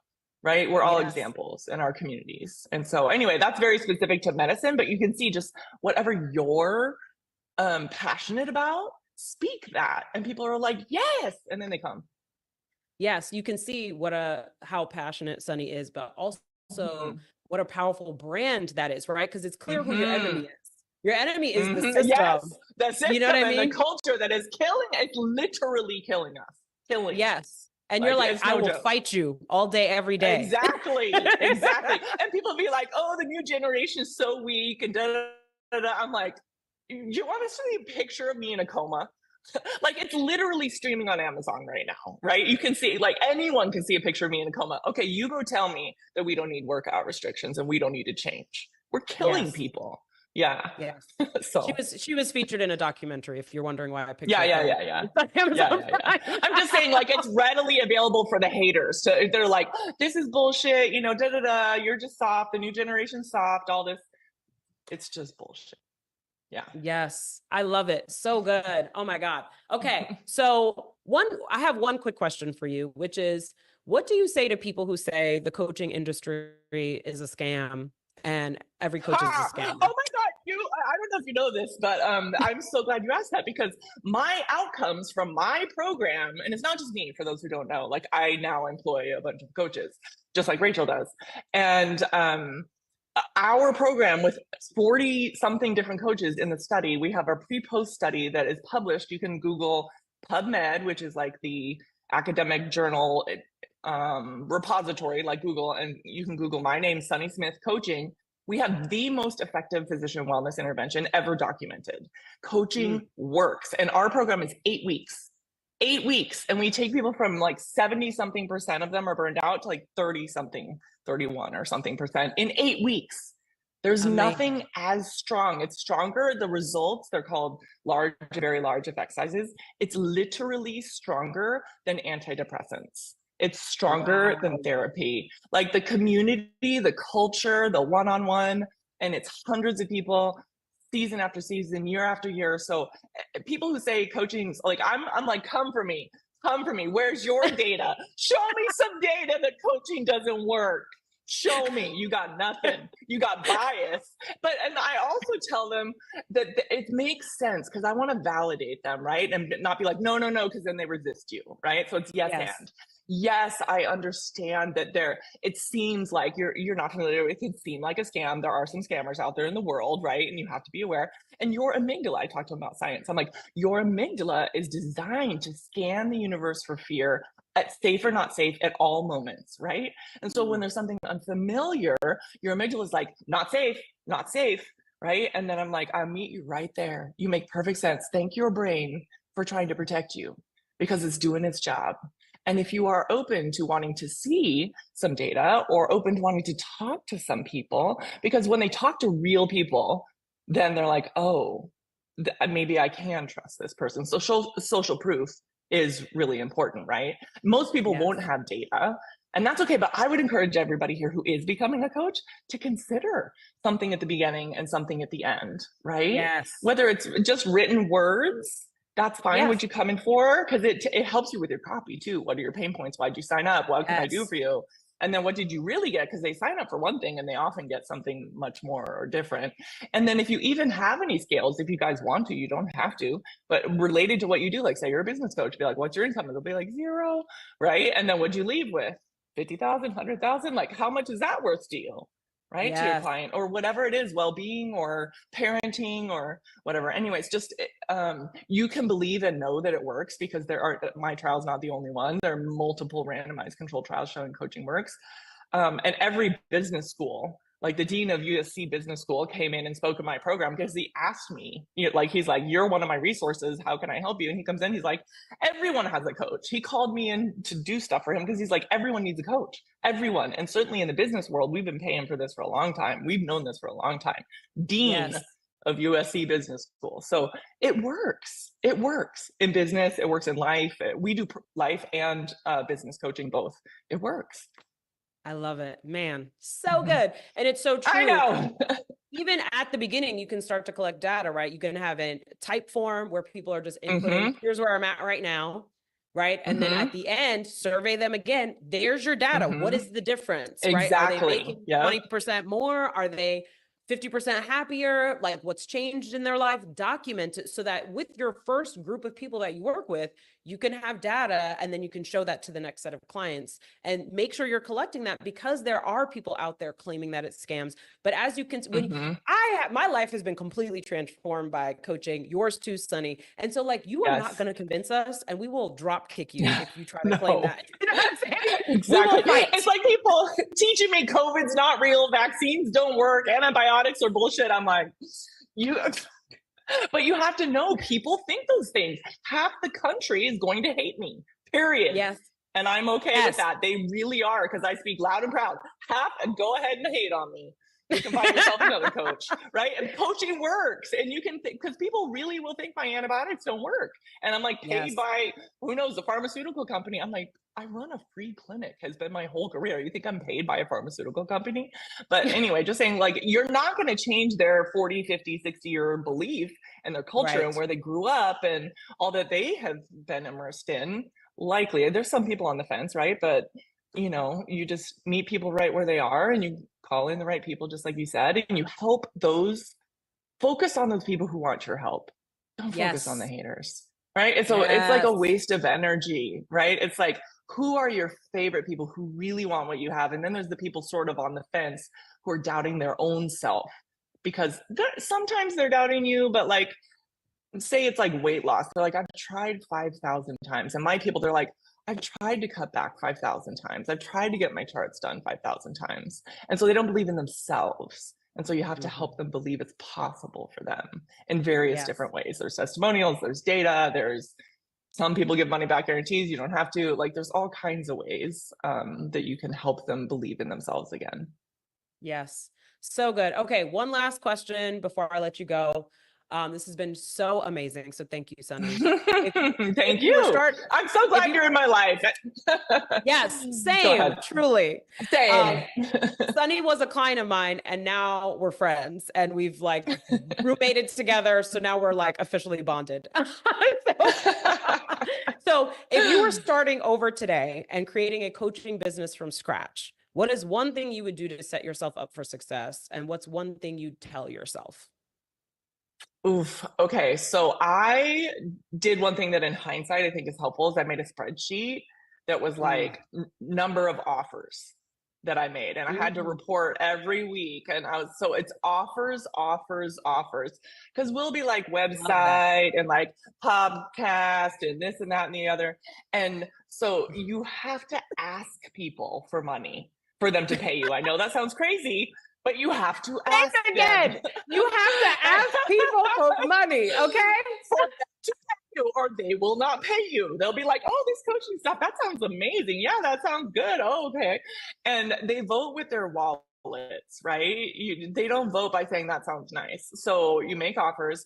And then also it's like tracking over time, like what is working, what is not working, because you will tell yourself that they don't like you. Right? You're like, I'm not good, my whatever. And it's like, oh, what if it's just experimenting with messaging? What if it's, you can borrow my belief, coaching works. It is an absolute fact. It is irrefutable. If that is true, what can I tweak about my messaging? Right? And so it's experiment, get data, messaging offer, build an email list, like direct offers through email. It works, right? Direct marketing does work. And I would say, like, just, you have to be uncomfortable, and you have to be willing, as I said earlier, to be imperfect. Indecision is a dream killer. Perfectionism is a dream killer. Get out there, take action.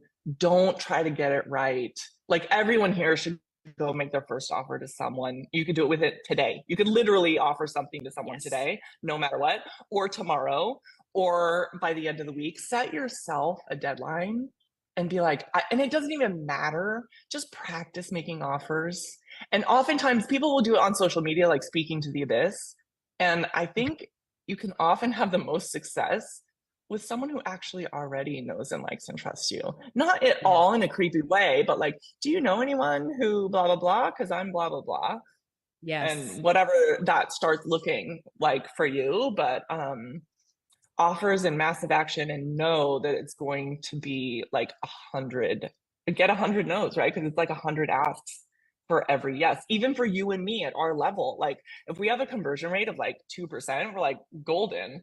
So Yeah, we're like, awesome. really ask 100 people, because it doesn't get better. The number, like I have to be willing to take 98 no's to make millions of dollars and have the most effective coaching program. 98% no's. And I'm like, all right. And some of those no's a year or two later become like, I've been waiting, I should have joined earlier. Right.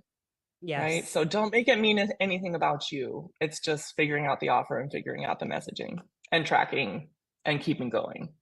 Yes. I love it. Thank you so much, Sunny. You have just thank you. like just inspired people, just like a shot of adrenaline, literally. I hope so. Go get it, people. Go get it. It works. It works. If you work it, go work it.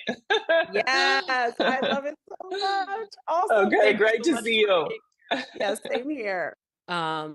So Robert Hartwell, as many of y'all know, is my literal best friend. Okay. So, and we're not like we're not internet best friends. We're like legit best friends. Like we do Thanksgiving together. We text all day, every day, right? Like we tell each other all of our business, right?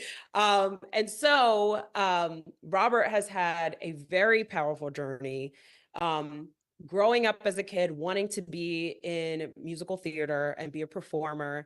And he got onto Broadway right out of his college experience and was on Broadway for a decade, and then left Broadway to become an entrepreneur. And so he is now a storytelling coach, right? And so he has taken his genius and experience with performance, and he's teaching other people, and mostly women and women of color, how to be empowered on the stage, right? And how to tell their story in a powerful way, whether on video, a stage, or wherever. And so that is his niche that he's going to share with us. So welcome, Robert. Hello. First Hey, of all, listen. okay. What? We're talking about niches and brands, and I just want to just take in the visuals, y'all. Okay. So do you see this gorgeous room, this beautiful wallpaper, this gorgeous sweater he's wearing? Okay. He's looking cute. He's looking fly. He's cleaning his camera the moment he comes on, because he's like, oh no, you need to see all of this. Okay. Clearly. All right. We don't want to do smudge. We're not doing too much. And that's honestly why I'm so annoyed right now. But listen, I've got my selenite, so I'm better. But it's why, like, my I don't know what just happened to, but this laptop, sorry, this, what do you call it? A desktop. But we are here. Okay. And I'm so sorry. But here's the thing.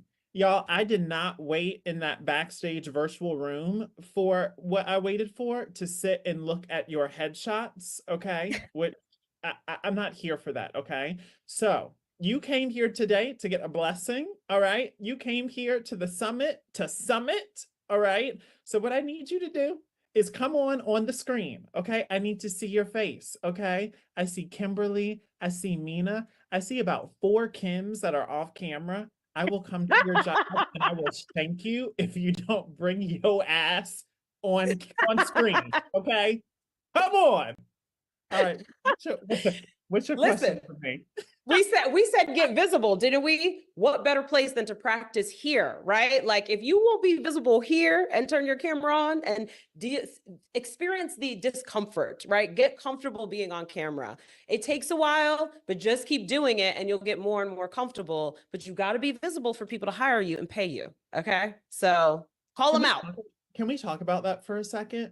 Yes. To be seen is to get your blessing, right? Like you are not going to get your blessing like this. How can you bless me? You can't even see me, right?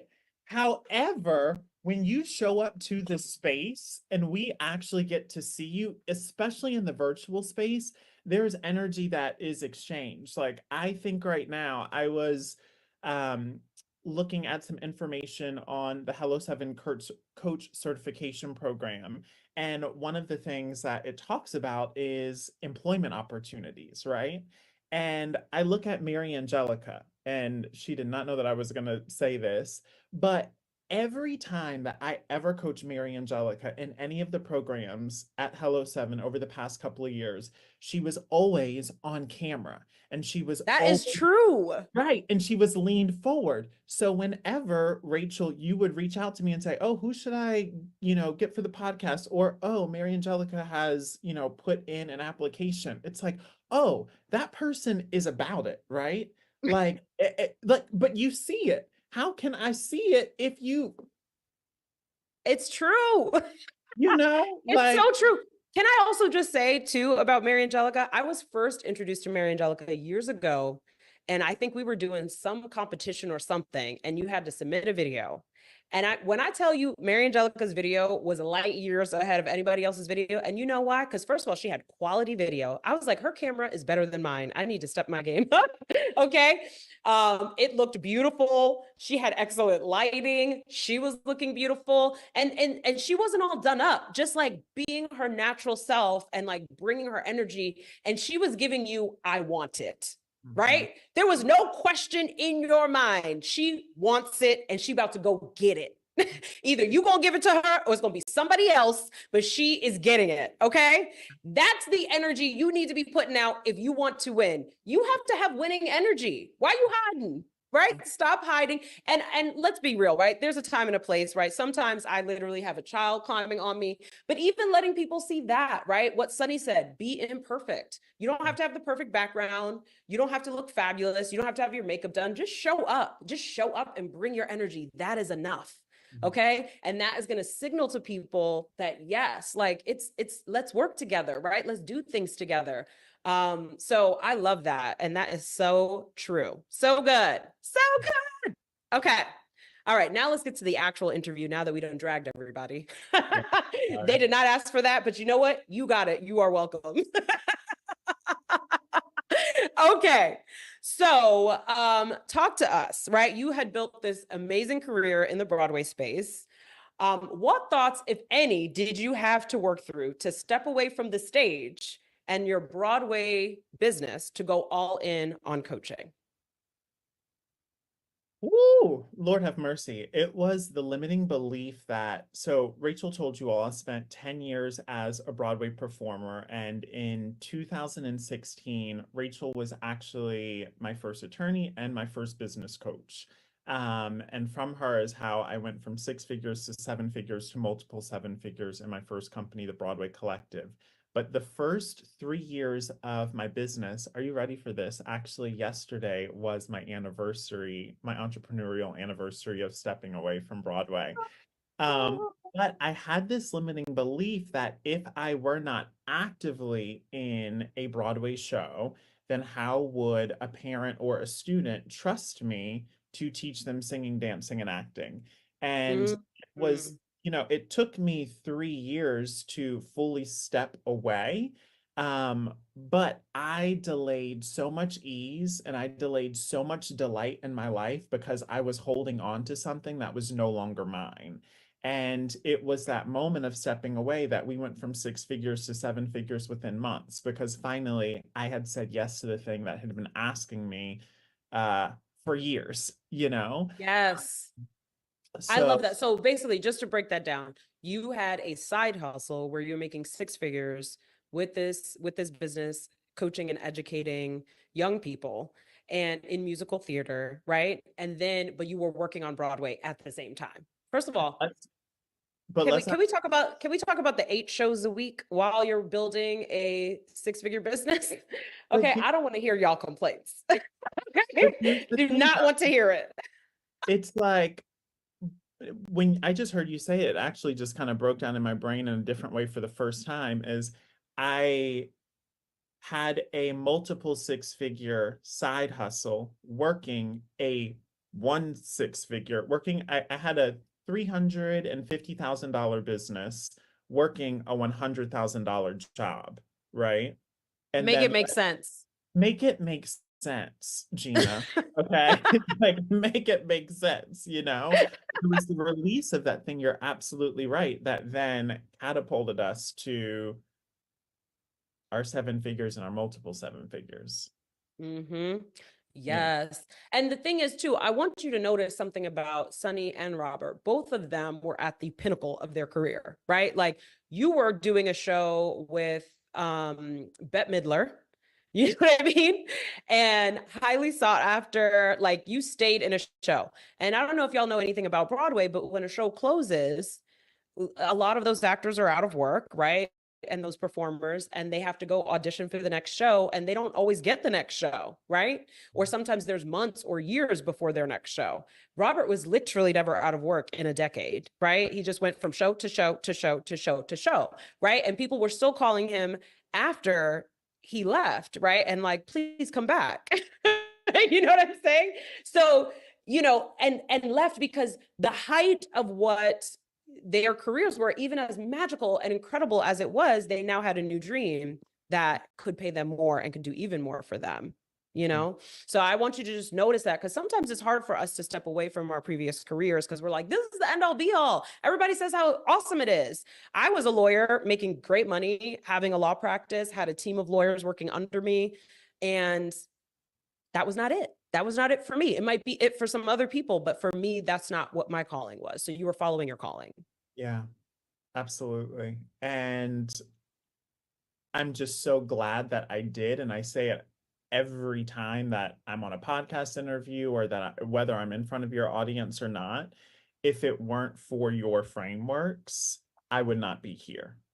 Just period. You know, why I feel so convinced that whatever I do will succeed is because I know how to build, and I know how to build because of your frameworks, right? So even after the Broadway Collective hit multiple seven figures, I was like, it's time to dream a new dream, right? And that thing then became my public speaking program for entrepreneurs.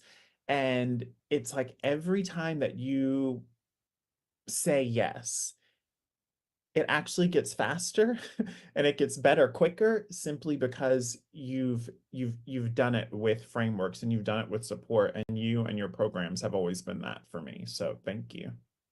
Thank you, Robert. I mean, So what yeah.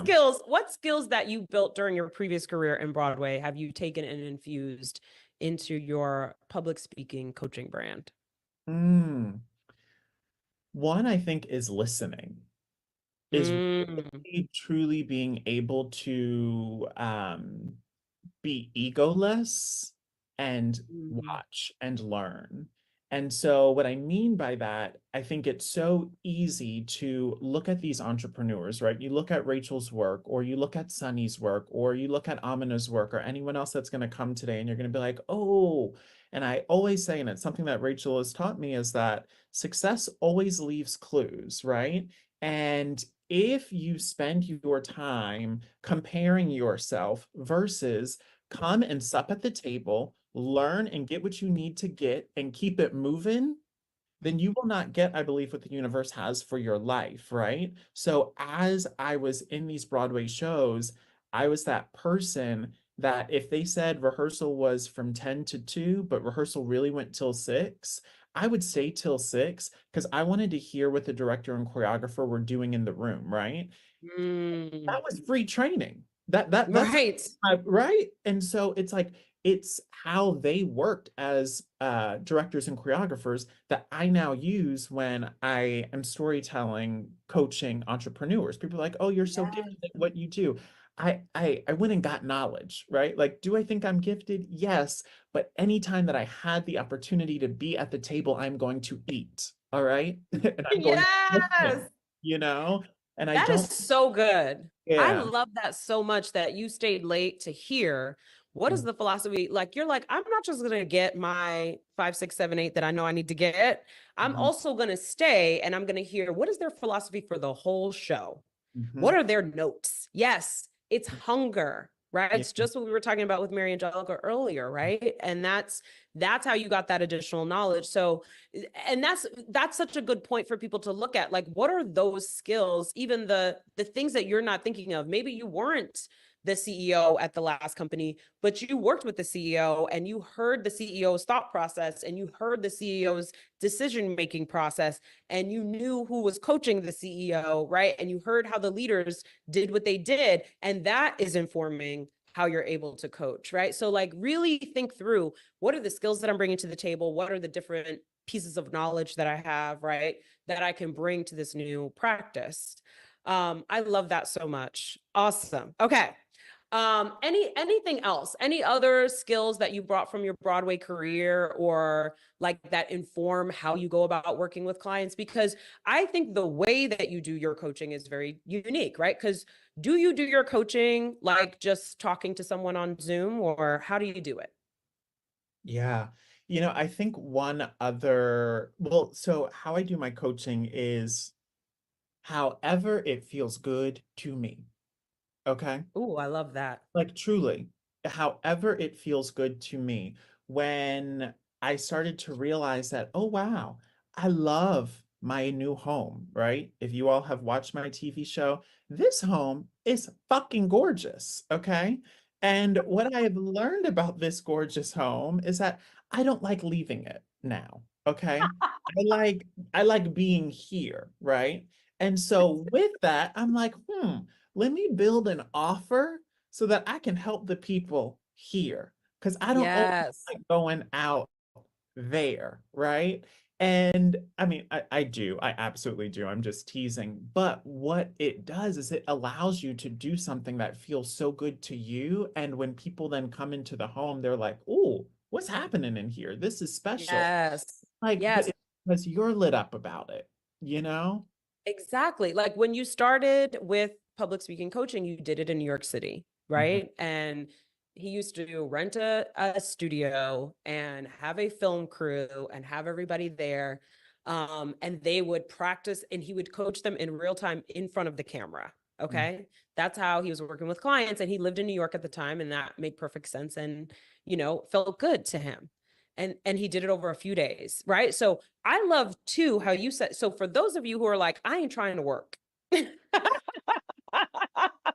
If you're like, I ain't looking to work hard, all right, then please use, first of all, Robert and Sunny are perfect examples of this, okay? Because they are making massive change and impact and they do not work all day every day, okay? One thing these two are not doing is hustling, okay? 60 hours a week or whatever. But you structured your coaching program to be 3 days, right? Like you do an intensive 3 days with people, they get a massive transformation and you're like, bye. And then you don't do it again for another month or two, you know? So it's brilliant, that setup, so that way, when you're not doing that, you're busy filming your TV show or pitching your next TV show or doing other things that you want to do, right? So that is really brilliant, the setup, but I love that. And then when you built your home, you built a studio in your home. And so now you can do this from home. And you're like, yeah, I used to be in New York City, which was a hub. And now you're going to haul your ass up here. Is it a central, easy to get to location? Absolutely not. Right? No, Ask not me at how all. I know. It's a pain in the ass to get there. And you know what? The people come. They sure figure it out. They get right on the train or do whatever they have to do to get there because they want that coaching. So it's just such a perfect example of like, that's your brand, right? Like, first of all, I would say, Robert, that one of the elements of your brand is you're going to have to work. Mm. Do you agree? I would say one of the elements of my brand is you're actually going to have to work very hard.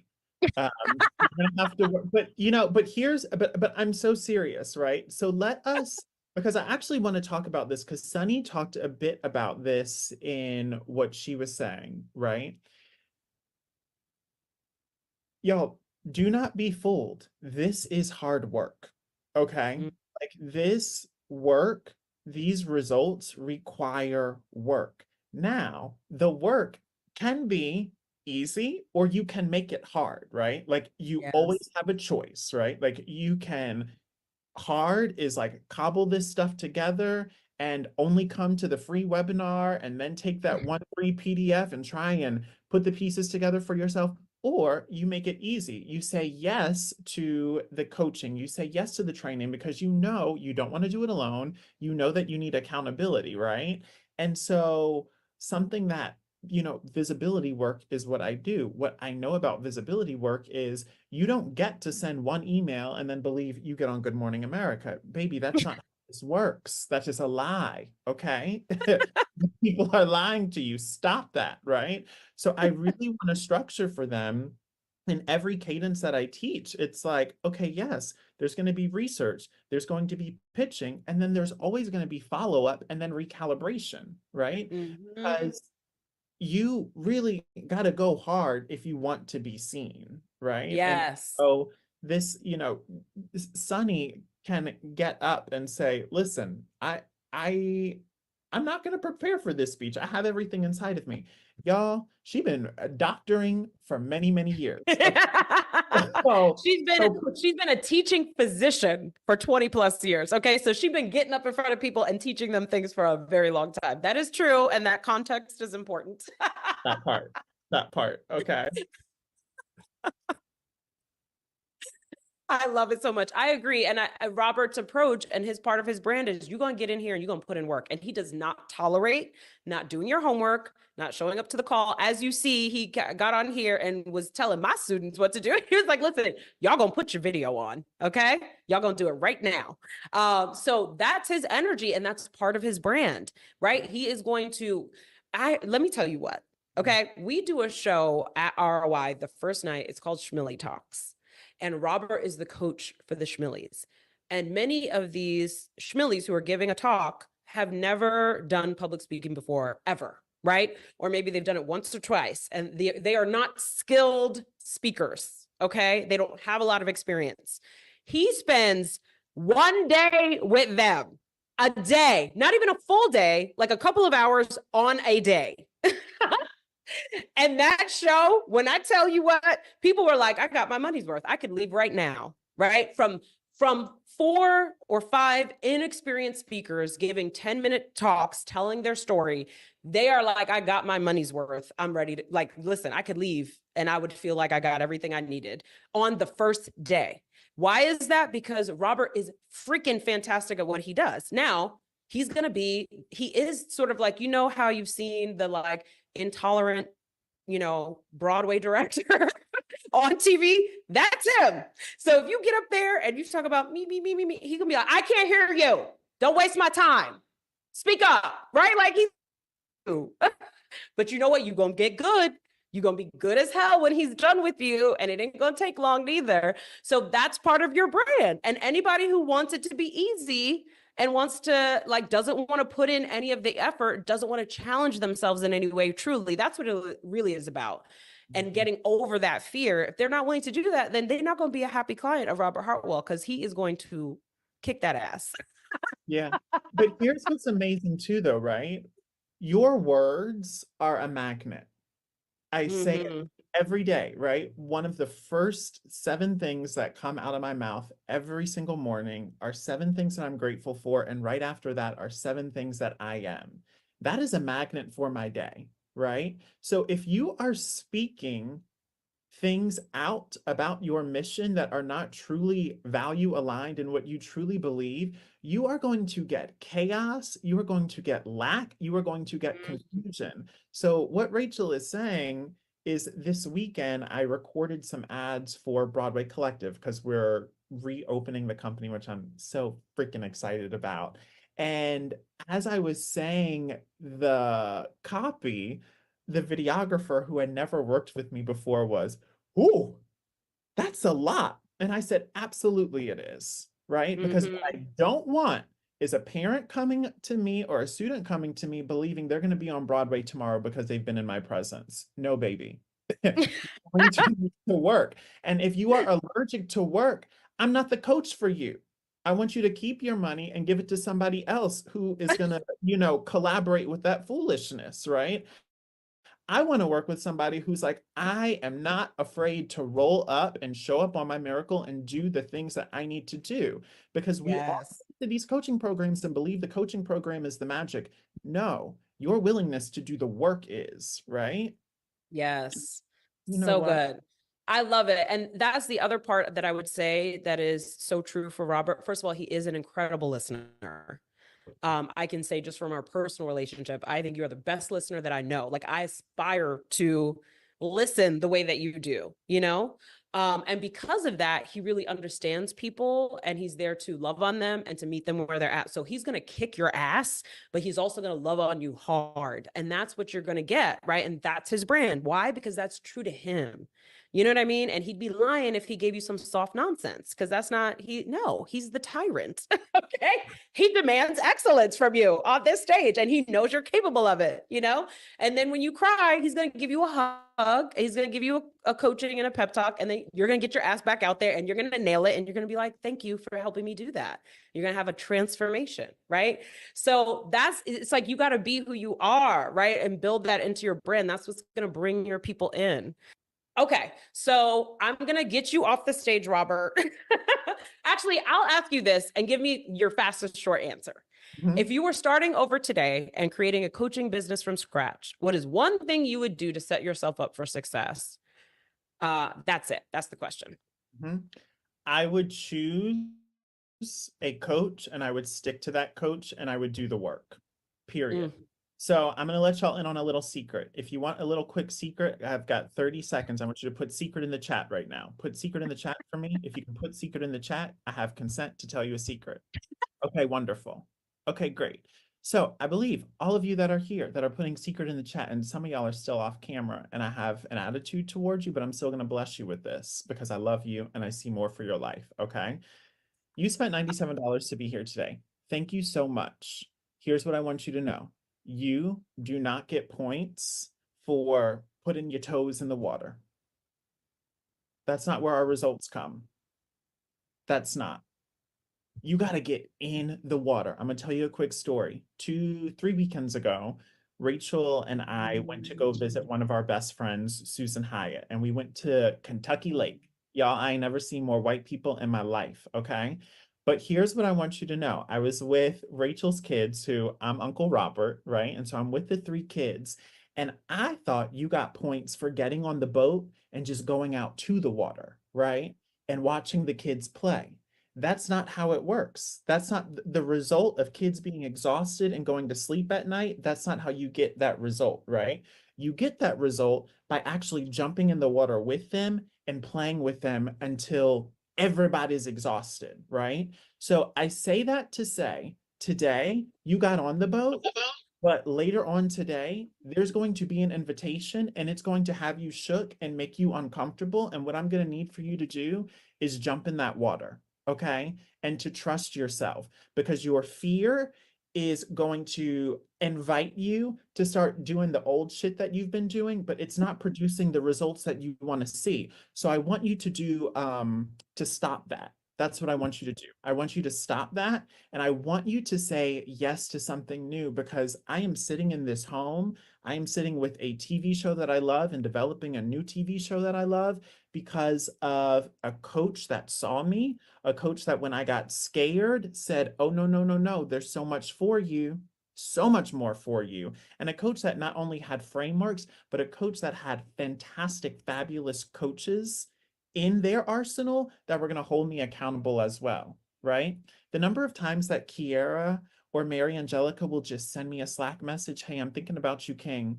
Keep going. How are you? Right? This is what Hello 7 is. This is what our family is here. So today, do not get, I'm so happy that you're here. Yes, yes, yes. Give yourself love. But truly, what I need you to do is to do something new and to bet on yourself, because this is the place, this is the community where we say yes, and now is the time. I love you all, and I cannot wait to cheer for you when I see you at ROI in January and you are in this program, because it's time. It's truly time. I love you all, and thank you for letting me be here with you today.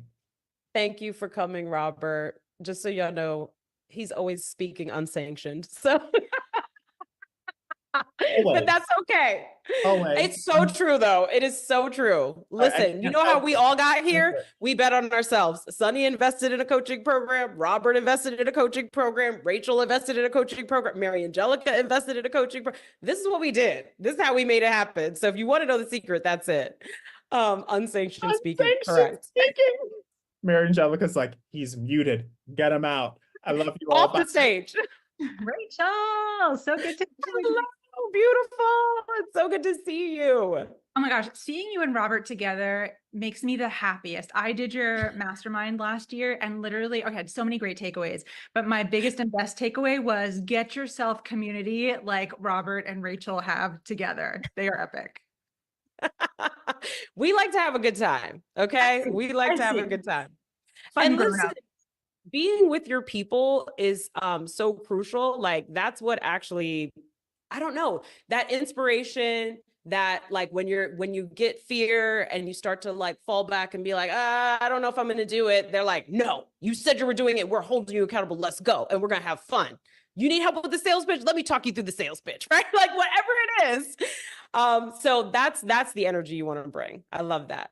That's the I'm so excited to be here with you. All right. Hold on. I'm just trying to arrange my screen so I can see everything. I want to see you and the other things. Okay. Okay. So, Amina, you are an incredible executive coach, is how I would describe you. Up and coming best-selling author. With an incredible framework for how you serve executives and high achieving, high performing women and help them achieve what they want. Tell us, like, what were you doing before this and how did you take the leap into coaching? Yes. So I started my career in marketing and brand management. And I had a story not too dissimilar to Sunny's, where I had actually started out in entrepreneurship, but I had like zero boundaries, was deeply codependent. And after 7 years in that business, I burned out and I developed 2 autoimmune diseases. And Wow. yeah. And I got a call from my doctor one Friday while driving to work. And she was like, we just got your results back. If you don't go to the hospital now, instead of going to your client, you're days away from multiple organ failure. And I know. Wow. Thankfully didn't get there. And I actually did go to work that day, went to hospital later in the day. And that just kind of gives you like a little glimpse into my mindset at the time. And so in that moment, First of all, can we just talk about that for a minute, how real that is? Because I have done that as well. Like having a doctor tell me, this was when I was pregnant, that I need to go sit my ass down somewhere. And I'm like, okay, I'll sit down with my laptop. You know what I mean? Exactly. I don't know about you, but for like, I think it took probably 12 hours for that to like actually sink in and be embodied. Yes. Like, oh, I may not be here if I don't change something. Like it took a minute for me to really let that sink in. Yes. And it speaks to our culture, right? And why your coaching is needed, because it's common. And I think, everybody here is talking about how in their previous careers, they might have been crushing it, but they were also working their asses off, Yeah. and not necessarily thriving in terms of health and having a full balanced life. Okay. So keep going. Okay. So anyway, I did go to the hospital. I got better, actually went to coaching, and coaching changed my life. And I was like, oh my gosh, this is amazing. I want to help people kind of mitigate the learning curve so they don't have to suffer like I did, but I wasn't ready to jump off the cliff. So I went back to corporate America to get the good insurance and like, I guess, get some courage. And I took on this head of marketing role at a wellness company thinking like, oh, it'll be like great quality of life. They'll practice what they preach. And A wellness company. A wellness company. And I did that for 2 years. They moved their company to Miami and I didn't want to go. So then I was like, okay, I need a new role, still not ready for entrepreneurship again. And so I got this role as head of marketing for this global beauty and spa brand in the wellness space also, thinking also we'll practice what they preach. And it was one of those roles that I wanted for my resume, like kind of like the top of the mountain title, right? Yes. Like at this like fancy company, like I will have arrived and like I will feel like I matter. But it was hellacious. It was, I used to jokingly say to my friends every day I was pulling on like a life-size callus before I would go to work because like, seriously, it was like so like rife with misogyny, like daily microaggressions. Like it was so intense. And so I lasted about 6 months and then I quit. I just couldn't do it anymore. And I think it was honestly the best experience for me because if it had been wonderful, I would have stayed. If it had been wonderful, I would have delayed the dream or not stepped into the dream. So though it was terrible and I had to wear that full-size callus every single day, it was what I needed. Yes, it was what you needed to push you to take the leap. Yeah, exactly. And so Yes. like after that, so that was my first year kind of like into the coaching business. I started with like marketing retainers because I had like career capital cachet there and I knew I could get good dollars. And so one by one, I just added coaching clients. And then by the end of the year was able to replace my full marketing salary. And that's how it started. I love that. I also love the realistic plan that you had. You're like, okay, what can I sell easy to Yes. replace this salary quick? Okay, I know I can sell marketing, strategy, coaching, whatever. So I'm going to focus on that, make my money quickly, and then I'm going to add in what I really want and like, wind down that one thing and then wind up the thing that I really want. Smart and strategic, right? So like, even if you can't make the full move, you can make a move, right? Like make a move of some kind. It doesn't have to be the whole hog. You don't have to jump all the way off the cliff, right? But at least take a couple of steps, right? At least move in that direction and then you'll get there so much faster. I love that. It's so good. Such a practical way to go about it. And it's exactly what I had to do too, right? I couldn't just abandon my law practice. I had to still serve those clients while I was building up my coaching practice. Right. So my question is, how did you carve out your space as a leadership coach in a market many assume to be overcrowded, right? So they're like, oh, I can't become an executive coach. I can't be a leadership coach because everybody's doing that, right? Or I don't know how to get those clients. So how did you align your brand to attract the high-level clients you want to serve?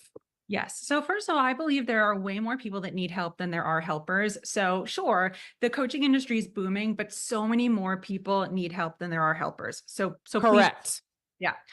That is so good. There are way more people that need help than there are helpers. So I don't care if every friend you have and everyone you know is a coach. Trust me, there's still not enough. Yes, Okay? exactly. Also, our like social media is an echo chamber of our stuff, right? So we likely follow all these coaches and we think that everybody is coaching, but it's not the truth. Yes. But also I will say like scarcity is a lie and a tool of the oppressor, right? So there's space for all of us and we are all going to do it in our own and different ways. And so Rachel, like arguably, I feel like, who we serve is slightly similar, but we're so different as humans that we're going to attract different people. Or I've even sent my coaching clients who've worked with me to then come to your community and then work with you. It's like, there's literally space for all of us. So scarcity is a lie. Yes. And I love that too, because it's kind of like, right, like I don't do one-on-one coaching anymore for the most part. Very rarely. On occasion, I will do it. But you might do one-on-one coaching or somebody else might do one-on-one coaching. And it's like, when you say no to this thing, you're not abandoning that market. That market can still get served, right? And they may be like, oh, I want to do the community thing. And now I'm ready for one-on-one coaching, or I do one-on-one coaching and now I just want a community, right? And I love that. It's like, we can all work together. There's more than enough for all of us. And we can all be taking a part of the journey, or somebody might stay with us for the whole time, whatever it is, right? So like whatever that makeup is, like Robert was saying, like how you want to work is how you're going to best serve your clients, because you're going to be energized to do it. You're going to love it, right? And then you get to do, then somebody else might do it a different way and your client might benefit from them too. So we're like, all of these coaches, we're all friends, right? So we even, like you said, we might be serving the same market, but we're hanging out together. We're friends. We're sending clients to each other. Like this is not about competition. Exactly. And we're all doing it in such a unique and special way. So I believe that we differentiate in the how, the what, or the who, or some combination of that. So like the how is if you're putting lots of different methodologies together in a way that other people aren't, or the what is if you've channeled something entirely new, like the people that came up with human design. And then like who we are as individuals, right? So for me, I lead with the how and the who. So it's, it's career, it's mindset, it's well-being, it's social justice, it's nervous system sprinkled in there too. And then who I am as a brown person who's an immigrant with chronic illness and who, was at the top of the ladder and had a spectacular fall. And then I speak to a lot of people that have had a very similar lived experience. And so when we lead with identity, because identity is such a prism, I think that it just makes it even richer and, really elucidates that there's space for all of us.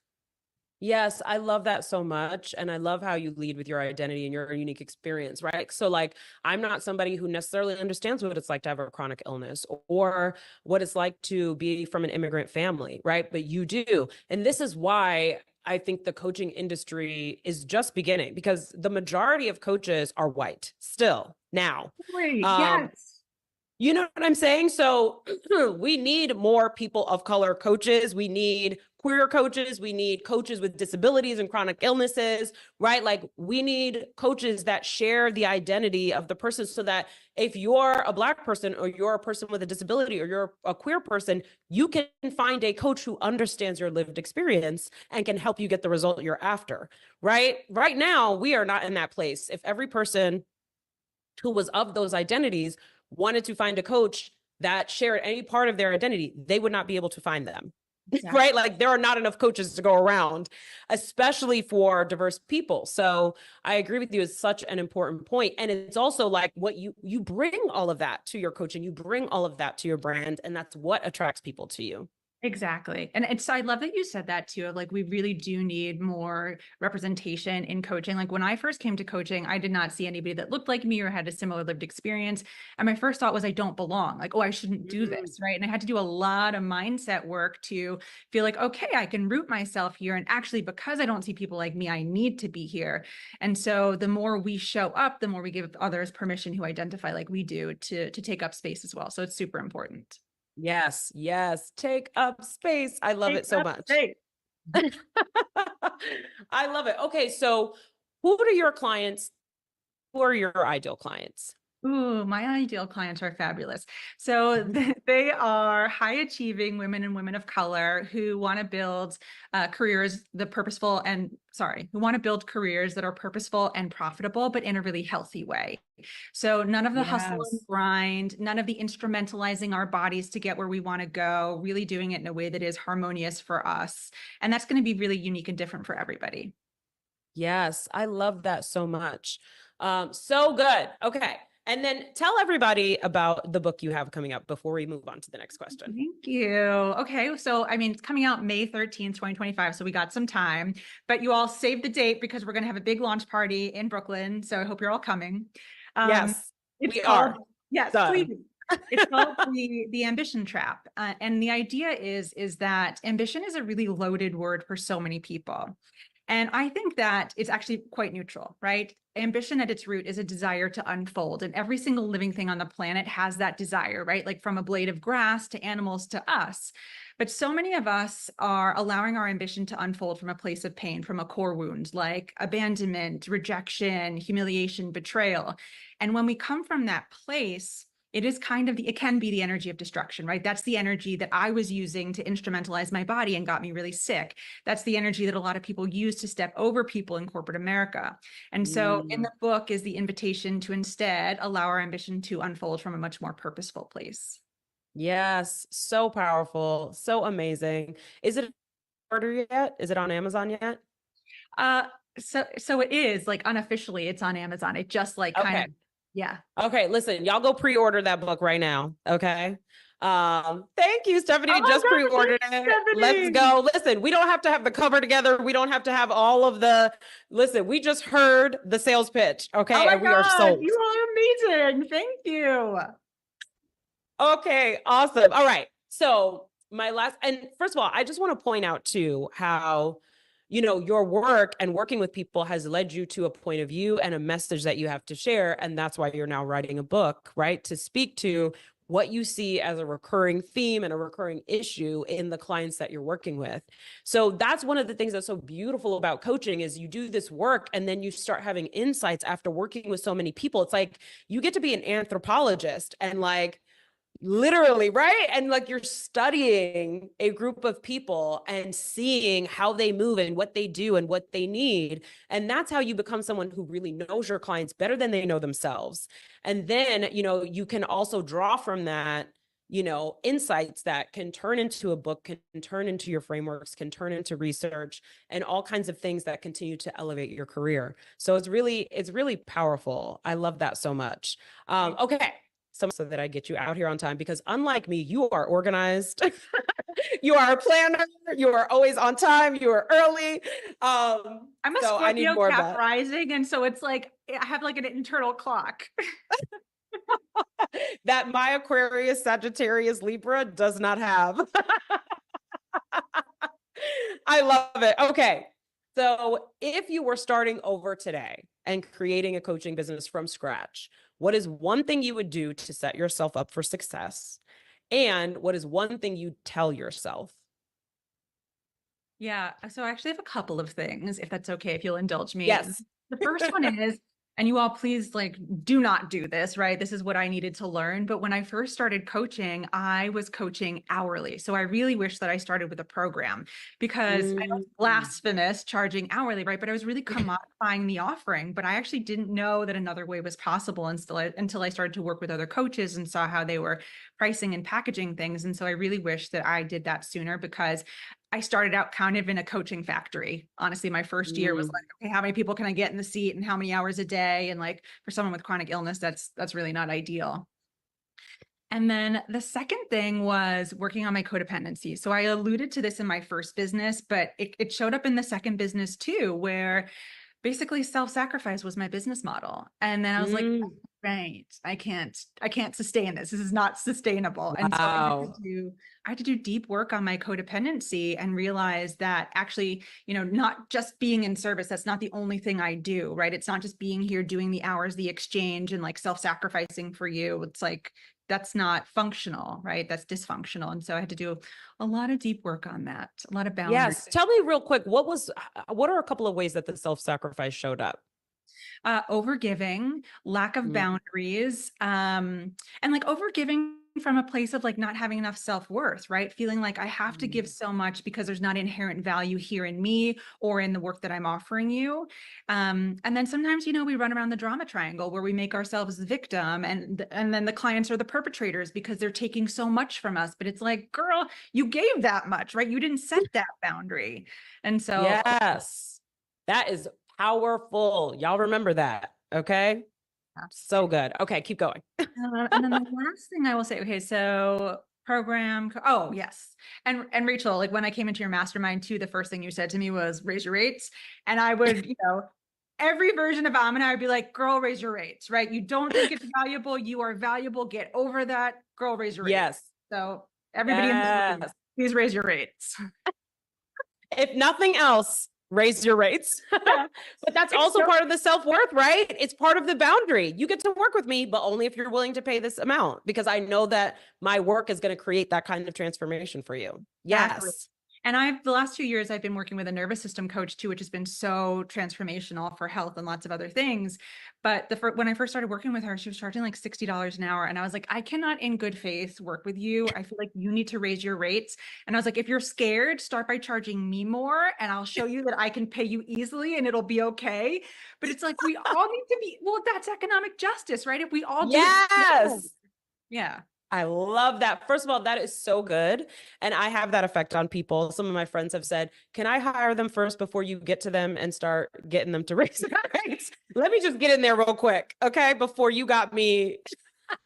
Exactly.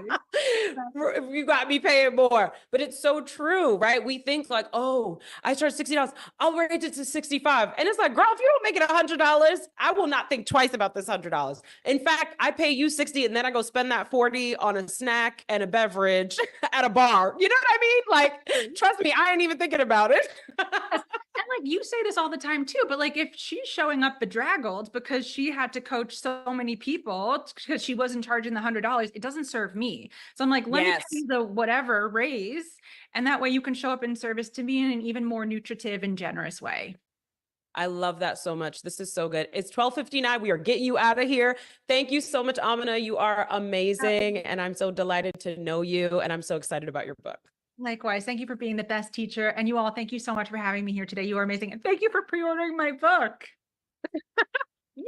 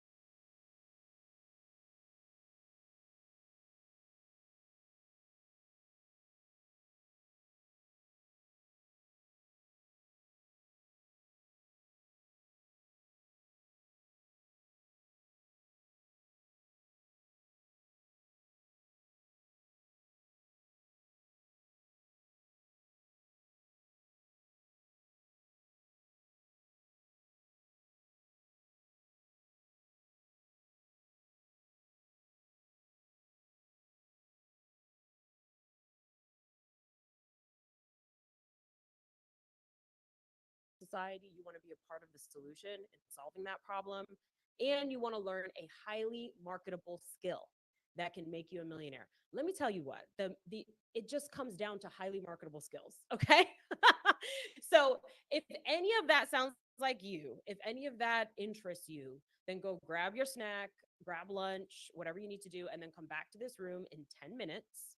And then we can have that conversation about the special thing that we want to share with you today. And if this does not interest you at all, that's fine. Take your hour break and then come back in an hour and we have more amazing content for you. Okay, everybody clear? Let me know. And then we'll take a quick 10 minutes to let you go get your snack and your lunch.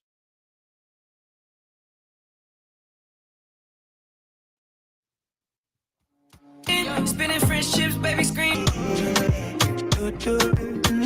Ce soir pas de dodo, je veux ton corps. Bébé, laisse-moi être l'homme, je sais comment faire. Tu sais que je sais comment faire pour faire suer nos corps. Je veux ton corps. Bébé, prends soin de moi, tu sais comment faire. Mais ce soir, pas de commentaires. Yeah. Tu connais ton sort, je vais commencer tout doucement. Comme ça, tu connais tous mes mouvements, tout ça, mais cette fois ce sera différent. Crois-moi, je vais faire un peu plus violent. Des années qu'on est ensemble, et à chaque fois qu'on se touche, on doit se choquer.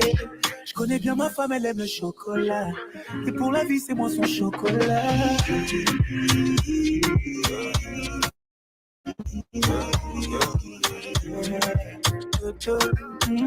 Ce soir pas de dodo.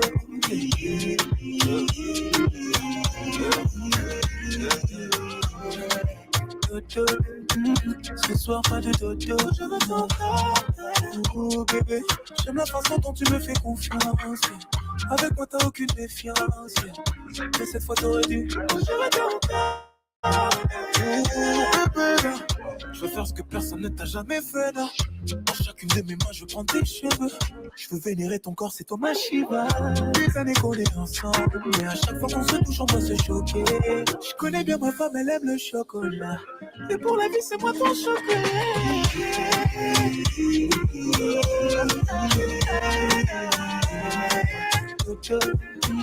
Ce soir pas de dodo.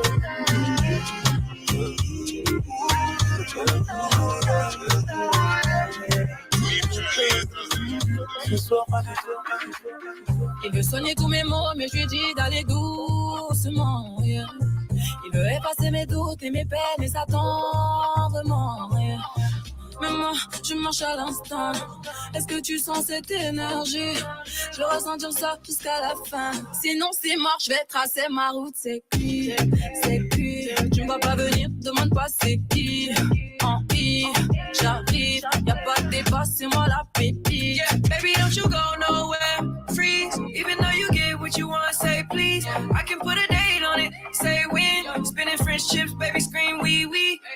I'm up, shawty, I be the man. Body like a Benz, grab up your friends, we leaving. Snatch up a dime and treat it. Take care of you, buy you rocks like a princess. Come on, you know it don't stop. She coming toward me, catching on. Pull over, how crazy you drive me. I make promises to call. Mais moi, je marche à l'instant. Est-ce que tu sens cette énergie? Je veux ressentir ça jusqu'à la fin. Sinon c'est mort, je vais tracer ma route. C'est qui? C'est qui? Tu ne vas pas venir, demande pas c'est qui. En I, j'arrive, y'a pas de débat, c'est moi la pépite. C'est qui? C'est qui? Tu ne vas pas venir, demande pas c'est qui. En I, j'arrive, y'a pas de débat, c'est moi la pépite. Say me never love the 5-0, the pun road, but me have to break the cycle. All we need is guidance, more time. In the dark, you can only give me more light. Fire, fire, oh mama, I don't wanna do no wrong. Leave you no drama. Anything you want is yours, whatever that you desire. Anything you want is yours, whatever that satisfies ya. She don't leave me hungry cause she be Wonder Woman. When you think there's none, you find a way to go beyond. Every life we see, believe you come from a woman. Wonder Woman. Anything she want me make you for my Wonder Woman. I couldn't never love going through the city to me loco. Even though we come up on a poor side, a woman intuition bring you more life. Fire, fire, oh mama. I don't wanna do no wrong, but there's pure drama. Yeah, mama never clean up for you. My mama only ever show me love, you know. She stand with me, but she tell me when I'm wrong, you know.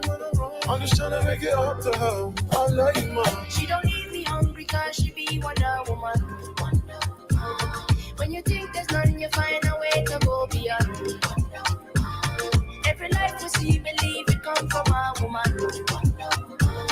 Anything she want, me give for my Wonder Woman. Do me, you get the way where you dey do me. You dey do me pass it down now. This bed do make me feel so, so great. I believe the magic. The thing you do me not the matter. I dey feel like make a maintain. Oh, say for the bed do I be father. I'ma show my cool me down. Whoa, whoa, cool me down, down, down. Yeah, yeah, cool me down. Whoa, whoa, cool me down. Yeah, oh shit body. I'm all like shit body, oh, whoa, oh shit body. Oh my baby, me shit body, oh, whoa, whoa, whoa, whoa, oh shit body. Oh, kilo, shit body, oh, oh shit body. Oh my baby, me, oh mommy, oh. I'ma show my cool me down. Whoa, whoa, cool me down, down, down. Yeah, yeah, cool me down. Whoa, whoa, cool me down. Said I don't need you in the morning, but I need you now. Yeah, yeah. I find you, I give you all you needing. I know what you like. You don't need no other body. You don't need no other body. Only you feel on my body. Only you feel on my body. You don't need no other body. Say now me they mess up my mind, and I me they make you free of your mind. Say your body talk to me nice. Say now my love you didn't need for your life. Yeah, I love no be lie. Say every day together, yeah, day and night. Yeah, if I leave you go by. Yeah, if you leave I go stroking your body, baby. Loving your body, baby. As you're whining your body, baby. So crazy. Loving your body, baby. Girl, what need to me. I just wanna let you know. Hope every day You don't need no other body. You don't need no other body. Only you feel on my body. Only you feel on my body. I prayed for this moment. I would be by your side. And I don't wanna forget those lonely nights. Ooh, so tell me that you gon' ride with me. Tell me that you never lie to me. I just wanna make you proud of me. Want you loving every side of me. I love the rhythm of your heartbeat. The way you pushing up on me. I can tell that you want me. Let me show you how it's gonna be. You don't need no other body. You don't need no other body. Only you can hold my body. Only you can hold my body. Give you this, who you wanting? I could be your girl, sugar dumpling. And if I come on, la la la la, oh yeah, shake me, ja ja ja. Wanna have my body, anytime and anywhere. I just can't let you go, you go, can't let you go. When I feel you below, below, feel you below, and I can't let you go, you go. go. When I hear you below, feel you below. Well, you know you can't waste time. You give me the wickedest wine. Yeah, me like a long, long time. Bentley, bidi moto, choco. You feel me sit down on it, yeah, photo. Make us switch the tempo, make it go slow. Till I can't get enough, till I can't get enough. Kill a day, baby. You say I know be on my day, baby. So put it down on me. I could never be no plan B. Anytime you're ready, fling it for me. Give this, you want it. I could be your girl, sugar dumpling.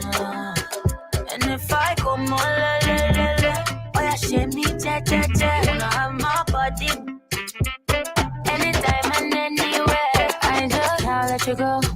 You go, can't let you go. When I feel you below, feel you below. And I can't let you go. You go, can't let you go.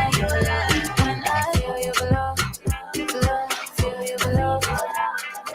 Woman, let me be your woman. Woman. I can be your woman. Woman. Let me be your woman.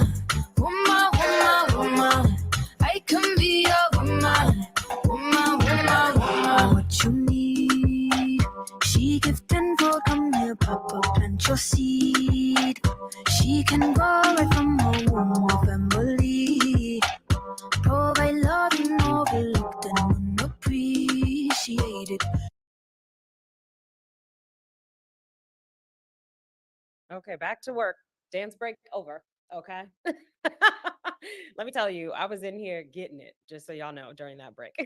So I'm excited to get into this. And before we begin, and before I start telling you about the special offer that we have for you today, I have a question for you.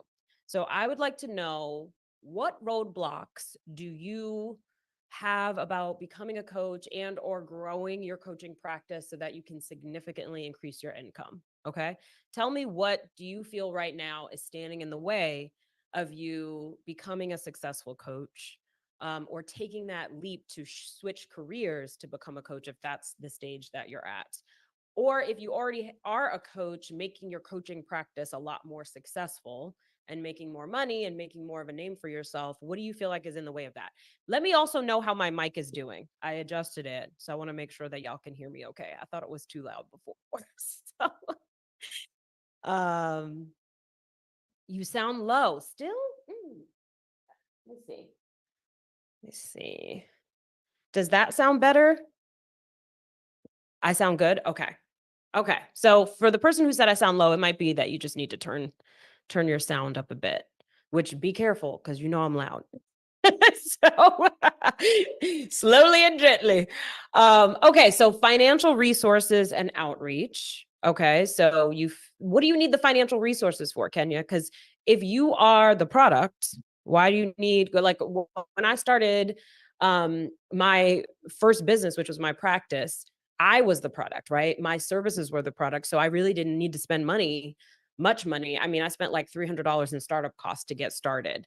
Messaging, telling my story. Okay. And maybe you're feeling afraid to share your story. Why can't you tell your story? Finding my people and narrowing my niche. Accountability. I know that's right. Lack of experience. Why would someone pay me to coach them if I'm still trying to figure out what I'm doing? Let's talk about that. Imposter syndrome. Let's see, putting myself out there, getting over the fear, confidence in finding my people. My roadblock is effective marketing, uncertainty. I took a career break, so that was my savings. I don't expect to not want to go back to that. My problem is now I'm torn between going in on this business or getting a job. Okay. I know a lot of people have experienced that. Let's see, what else? Just starting and comparisonitis, accountability. Okay. Asking for too much too fast. Okay. We need to ask for a lot, but we also just need to back up the asking for a lot with action, right? All right. So I've heard your various roadblocks. I think a lot of you have the same things. And I think what we're mainly talking about here is, maybe you have fear of failure, right? You're scared you're going to fail, but guess what? If you don't even try, then you're going to be filled with regret that what could have been, right? What could have been possible while you were sitting around for months, years, even waiting to get over your fear, right? So there's fear, there's the marketing challenges, like not knowing exactly how to do the marketing, some uncertainty about what your target market should be or your niche, time constraints, like managing your time, uh, fear of making investments in yourself or your business and like wanting a guarantee that you're going to get a return, right? Maybe there's struggle to attract clients, imposter syndrome. These are all things that I'm about to tell you how to address. Okay. What I'm going to share with you now actually solves all of those problems and is going to make it really easy for you to market your services. It's going to make it really easy for you to showcase your expertise and genius so that people do actually want to pay you, even if you are a beginner. Okay. And just know that the majority of the people who are seeking coaching right now are beginners, right? Like they are at the beginning of their entrepreneurial career and they are not making a lot of money and they need strategy and they need a step-by-step process, right? What else did y'all say? Imposter syndrome. You know what got me over imposter syndrome? Having a squad, being a part of a community of people who showed me what they saw in me and allowed me to be able to see that in myself, right? So like them seeing me and saying what they saw in me helped me to build my confidence, and just being part of a community where if I ran into an issue with a client, if I was like, oh, I don't know what the answer to that question is, I could go to that community and they'd be like, oh, this is your next step, right? So it's like I knew I had this professional crew to back me up if I ever struggled. If you're worried that like, oh, I don't have the credential, that's what we're going to talk about in just a second. Okay. All right. So let's get into it. So what I want to share with you is an opportunity to become a Hello 7 certified coach. So we have a coaching program that I started was it a year ago or 2 years ago now? I don't know. The years run together, but I started it 2 years ago. And I've been thinking about this like way before that and actually started working on it way before that. And launched it at ROI in 2023, I want to say. And so we did our first certification with our first cohort of graduates. We have over 100 certified Hello 7 coaches now. And the reason why I decided to create this program was because one of the things that pissed me off all the time is that in the coaching industry, the majority of coaches were white. The majority of the coaches did not share different identities. The majority of coaches were putting out content and putting out coaching material that was counter to like what we experience as people of color, as queer people, as people who have been historically excluded and marginalized by our government, right? And by society. And so like, for example, some of the messaging was like, well, you're creating your results always. You're always 100% responsible for all of the results you're creating. And if you just think different thoughts, then you'll create different results. And I'm like, my different thoughts are not going to make racism go away. You know what I mean? My different thoughts are not going to make homophobia go away or sexism go away.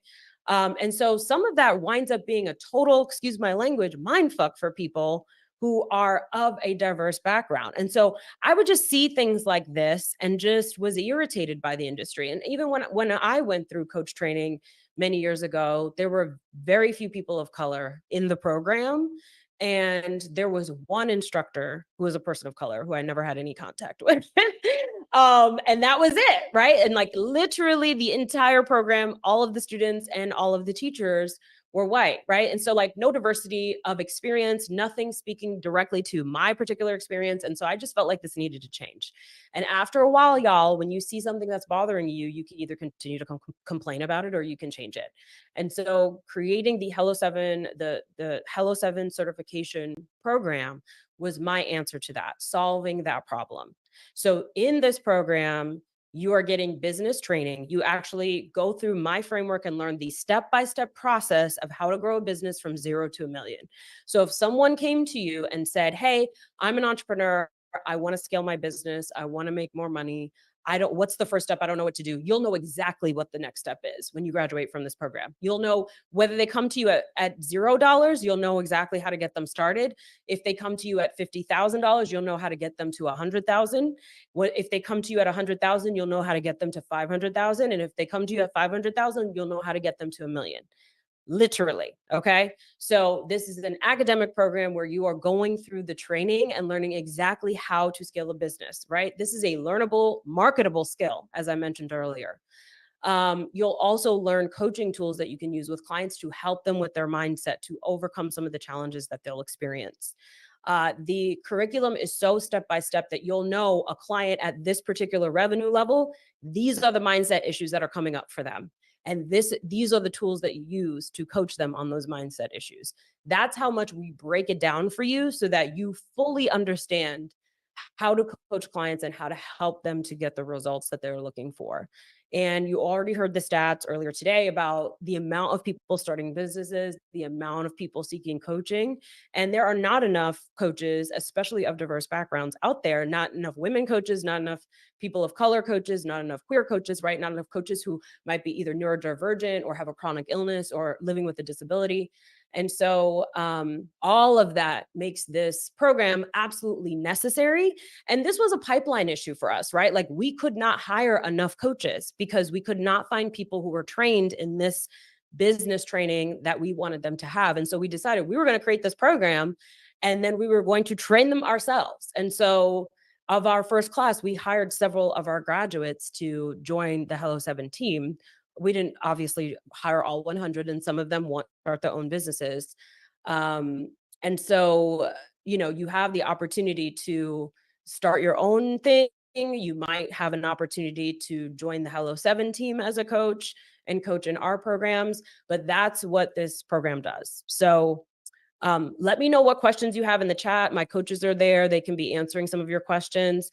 And then I'm going to actually walk you through this. I have a landing page because I'm going to forget all of the details. But that's the overview of what the opportunity is.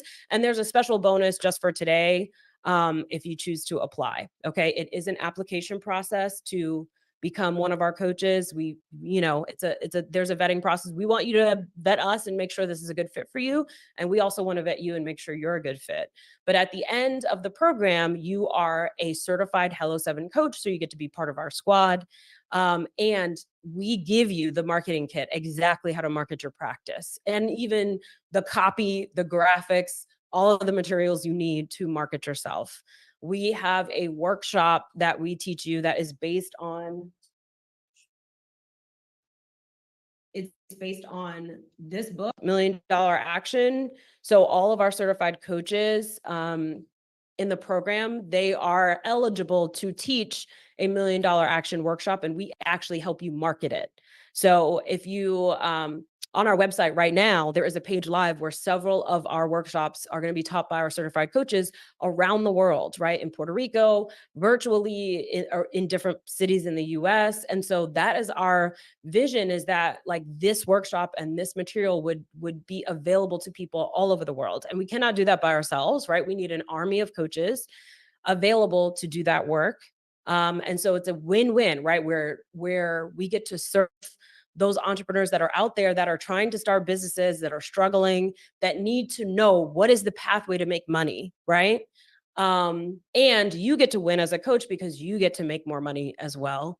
And we get to win, right, as a company because we get to accomplish our mission, which is to close the wealth gap one entrepreneur at a time. And then we have an army of coaches side by side working with us, right, to help us make that happen. So that is the vision for it.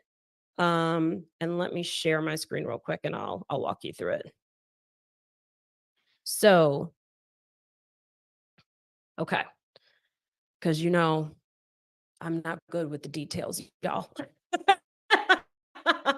I know I write books and everything, but like when I'm teaching, I'll be like, what's that detail? Like, what was I supposed to say? Okay. So this is the Hello 7 coach certification program. I'm just going to walk you through it. So what is a Hello 7 coach? So a Hello 7 coach is kind of a hybrid coach. You're a business coach because by the end of this program, you will understand how to scale a business from 0 to $1 million. You're a money coach because you are coaching them on their mindset around money, these conversations around pricing, these conversations around what your worth is, how to value your offers, all of those things. All of that is going to come into play in money coaching. And then you're also a mindset coach, right? Where you're able to help them push back those limiting beliefs, push through them, and be able to overcome them and keep going. Because that is the number one thing stopping people, right? Is the things that historically excluded entrepreneurs need to scale their businesses. And that's women, people of color, queer people, people living with disabilities. What these entrepreneurs need to be successful is they need the knowledge, right? To learn, like, what do I need to do? They just don't know what to do. Like, they're ready to do the work. They just don't know how to do it, right? So that's what they need. They also need, the money mindset piece where, like, they need to know how to think about money. I literally had a conversation with my niece yesterday. She came into a large sum of money, and she wants to invest it. And she was like, had a whole plan. And I was like, this plan is terrible, And is she not smart? She's smart, but she's doing what is common instead of what is smart and strategic and wealth building. Those are two different things, right? Like, most of the personal finance that you're learning about is the process that is going to maybe make you a millionaire in 25, 30 plus years. And I'm teaching you how to get there a lot faster, right? So I did a strategy call with my niece yesterday to help her manage her money and her investment. So, like, understanding how to think about money and building money, especially as an entrepreneur, is part of it. And that's another thing that historically excluded entrepreneurs need. And then they also need mindset coaching. We need to know, how do we think about our journey? How do we think about our ideas? How do we think about our creativity and value it in such a way and package it in such a way where we're getting paid really, really well? Okay. So that's what you're going to be able to help people do. This is part of the experience, right? You get emails from clients, you get messages from clients every day who are going to say, because of you, I started my own business. Because of you, I 10x'd my income. Because of you, I hired my first employee, right? Like, these are all kinds of things that are possible when you become a coach. It's a very rewarding career, in my opinion. This next cohort is going to be 100 coaches, and many of the spots are already taken. So if you're interested, do not hesitate.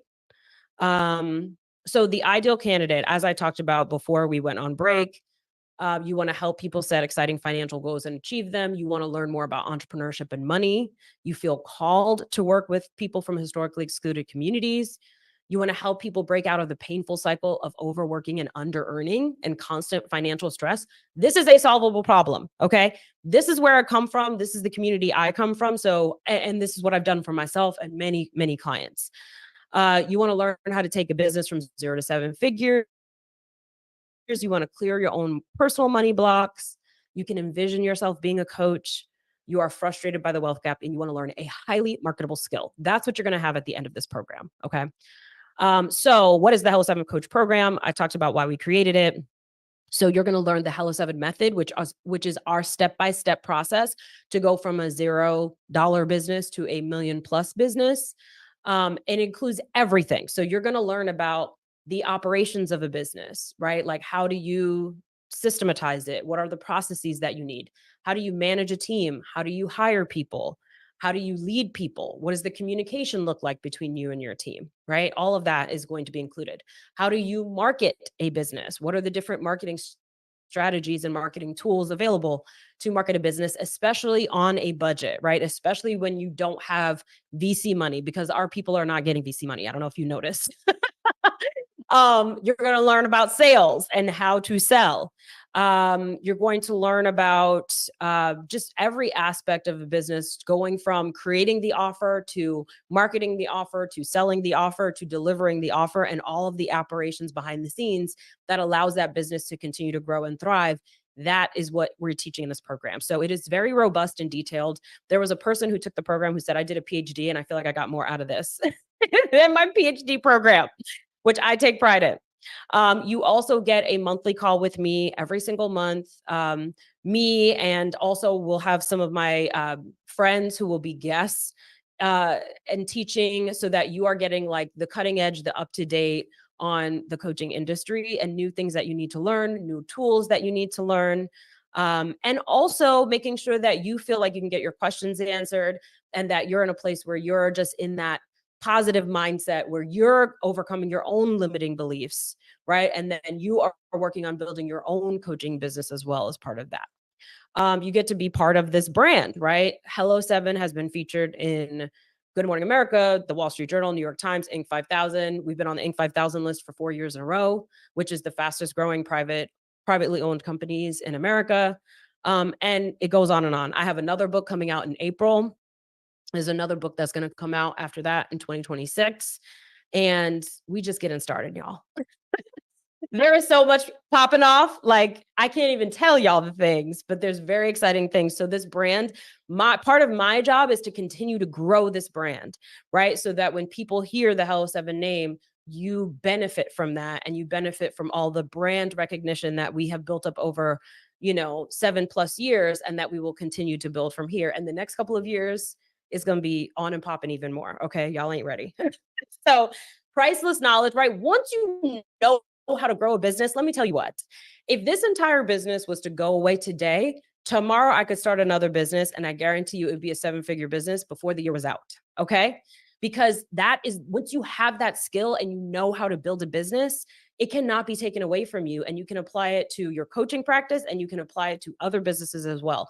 We've actually had CEOs joining the program, using it on their own businesses, right? And growing their own businesses, putting their business in a place where it can be run by their team without them. And then they go and start another business, right? They go and start a coaching business or something else. So just like that skill, that is the skill that I want our people to have, because if we know how to build businesses, and then we know how to make money, and we're not dependent on an economy or a job market or anything else. Okay.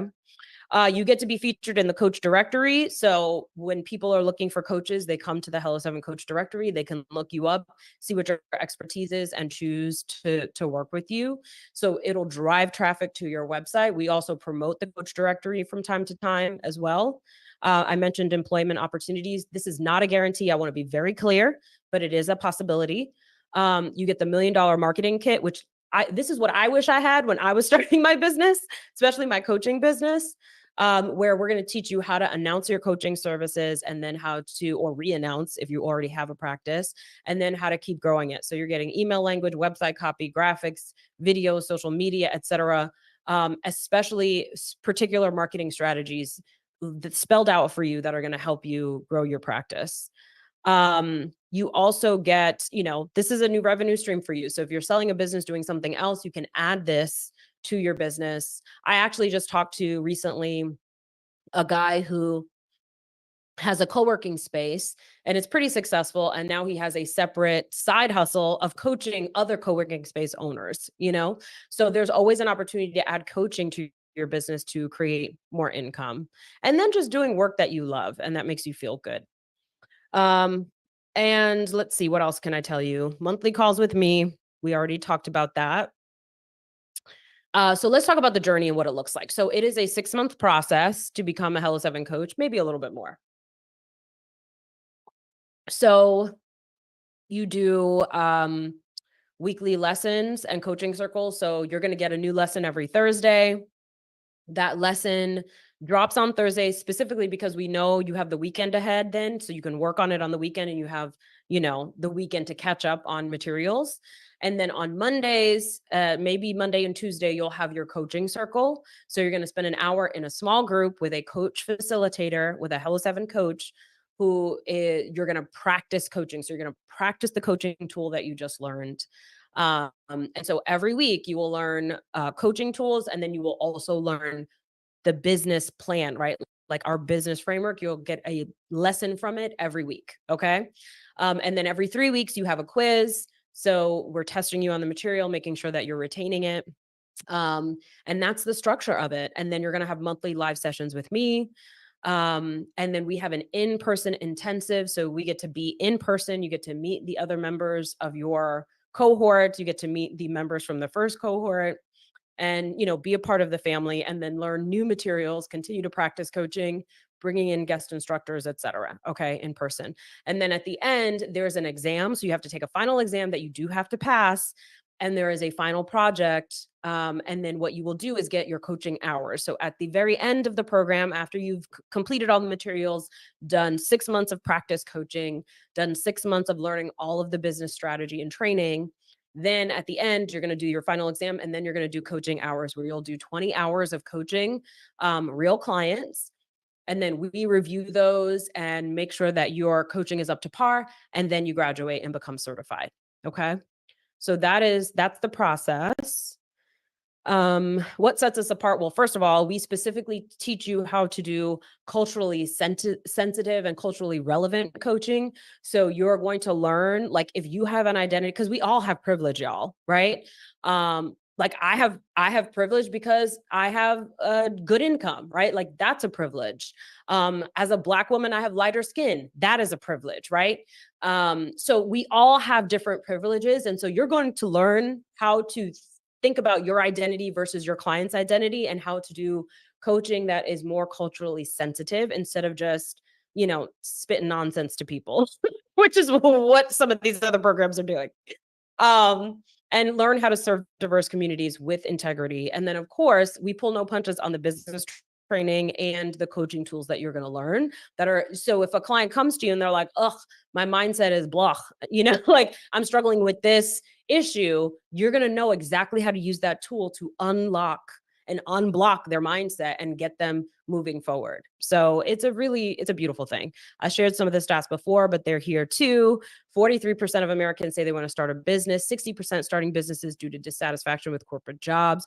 45% of Americans already have a side hustle to help them cover the bills. 65% of women entrepreneurs say they want to hire a business coach in the next year. So literally almost half of Americans have a side hustle. Half of Americans are entrepreneurs. Those are all potential clients, right? So many. So the graduation requirements are here. You attend the orientation session. We actually start this program on October 24th. You attend the in-person intensive with me. It's August 5th and 6th next year in Atlanta in person. All of the other training is online, with live small group practice sessions every week. You complete your 20 hours of practice coaching, written exam, final project, etc. So, okay, I feel like I've talked enough. So here's some dates that are helpful, that you might want to know of, like when things are. So you would be done in next summer if you started with us here in October. Let's see, what else can I tell you? Some of the opportunity. Oh, there's something great here that I want to share with you. So let's talk about the potential earnings, and then I'm going to go to the chat. So this is the value of the program, the price. This is not the price, so please don't let that scare you. So you can see the value of all of the different features of the program that you're getting. And then looking at, your potential earnings, right? If you sell 5 clients a month into your group program at $3,000 each, that's $180,000 a year that you can make from a group coaching program. If you host the $1 Million Action Workshop that I mentioned is based on the workbook, you could do one of those every quarter, so 4 times a year for 20 people, and you would make $40,000 a year from that. You could do a VIP day. One VIP day a month at $10,000 each is another $120,000. So this is just showing you a potential pathway to how much you could be earning as a coach. Okay. So the next step, if you're interested, is to fill out an application, and my team will drop that. There's lots of testimonials here. We've been doing this for quite some time, as you know. So, or maybe you don't know, but I'll tell you. So let me know what questions you have. And Mary Angelica or team, let me know what questions have been coming up in the chat that I can address. Thanks, Rachel. That was a great walkthrough. And we have a few questions that have been coming up consistently in the chat. And can you speak a little bit more to why we are not aligned with ICF, and why, people are asking, is this an accredited program? Is this connected? And I feel like we talk about that. Yes. It's not accredited by ICF, and I did that intentionally because As I mentioned, I think a lot of these coaching programs are biased and not using systems or methodologies of coaching that I don't necessarily agree with. And so therefore I don't want their approval or accreditation, So we intentionally did not apply for ICF. And we're doing it in a way that we feel is going to serve the historically excluded community, which is basically everyone, who is not a cis straight white man, because we all know that society is built around cis straight white men. And just so you know too, we do have cis straight white men that are clients that are part of our community, because they are also people who want to see a more equitable world. That's what we want to create, and we want our coaching to be a part of that, right? And I feel like that is part of the solution to the problems that we're seeing. I think entrepreneurship is the answer to some of our social justice issues, especially when it comes to income, right? When we have earned more money, then we have more money that we can contribute to our causes that matter to us, to charitable organizations, to elect the political officials that we want representing us. Like, that is giving us a lot more power back. And so that's what my personal mission is. Now, of course, there's other work that needs to be done as well, but this is my mission, and Hello Seven's mission. And you get to join and be a part of that if you wish, to help close the wealth gap and help people see that they actually have the skills and the talent, the natural ability to be able to earn more money. They just need to add to that natural ability certain knowledge, right? And accountability, coaching, support, all of these things that will help them unlock that natural talent and be able to capitalize on that natural talent. That's what I want to see happen. And so that's what this system is designed to help create. And I don't know that that's true of ICF. I'm not saying ICF is bad or racist or whatever. I'm just saying I don't personally feel like I want or need their approval to do so. But this program is peer reviewed. One of the first coaches that I ever hired, I worked with her on this program, and she has a team of trainers and coaches, and she's been a coach for 30 years. And so she was a part of helping me develop this program. So it is peer reviewed, but it's not reviewed by the ICF. And that's on purpose. Thank you for sharing that. We've also had a few questions in the chat around imposter syndrome, because there's a few people in the chat that don't have a business that's generating thousands of dollars a month or thousands of dollars even a year. So they're like, how can I actually coach if I've never done that for myself? So can we speak a little bit to that and what they're going to be learning in those levels? Well, like when you took like high school biology and you had a science teacher, your teacher probably wasn't a scientist working in a research lab every day, but he was still able to teach you, right? And so this is the same thing, where you are going to become an expert on how to build businesses, and you'll be able to do it for yourself. But most importantly, you'll be able to teach others knowledge that they can't get access to, right?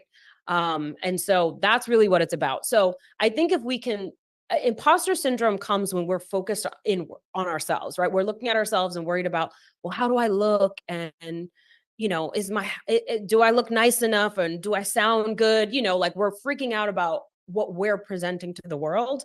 And what I want to invite you to do is to focus on the person who's looking for you, right? The person who is struggling right now and need someone to help them, and you and your style and your identity and your personal experiences would resonate with them. Maybe I don't. Maybe I'm not their style of coach, or whatever. For whatever reason, they wouldn't find me or they wouldn't work with me, but you are the person that they would instantly trust and want to work with. Now imagine that you don't do that. You don't become a coach. You don't get that knowledge so that you can pass it on, right? Like, so then what happens to that person? So I want us to focus more on the people we are here to serve, instead of just obsessing over every little thing about ourselves. Because trust me, that stuff does not matter. It really, really doesn't.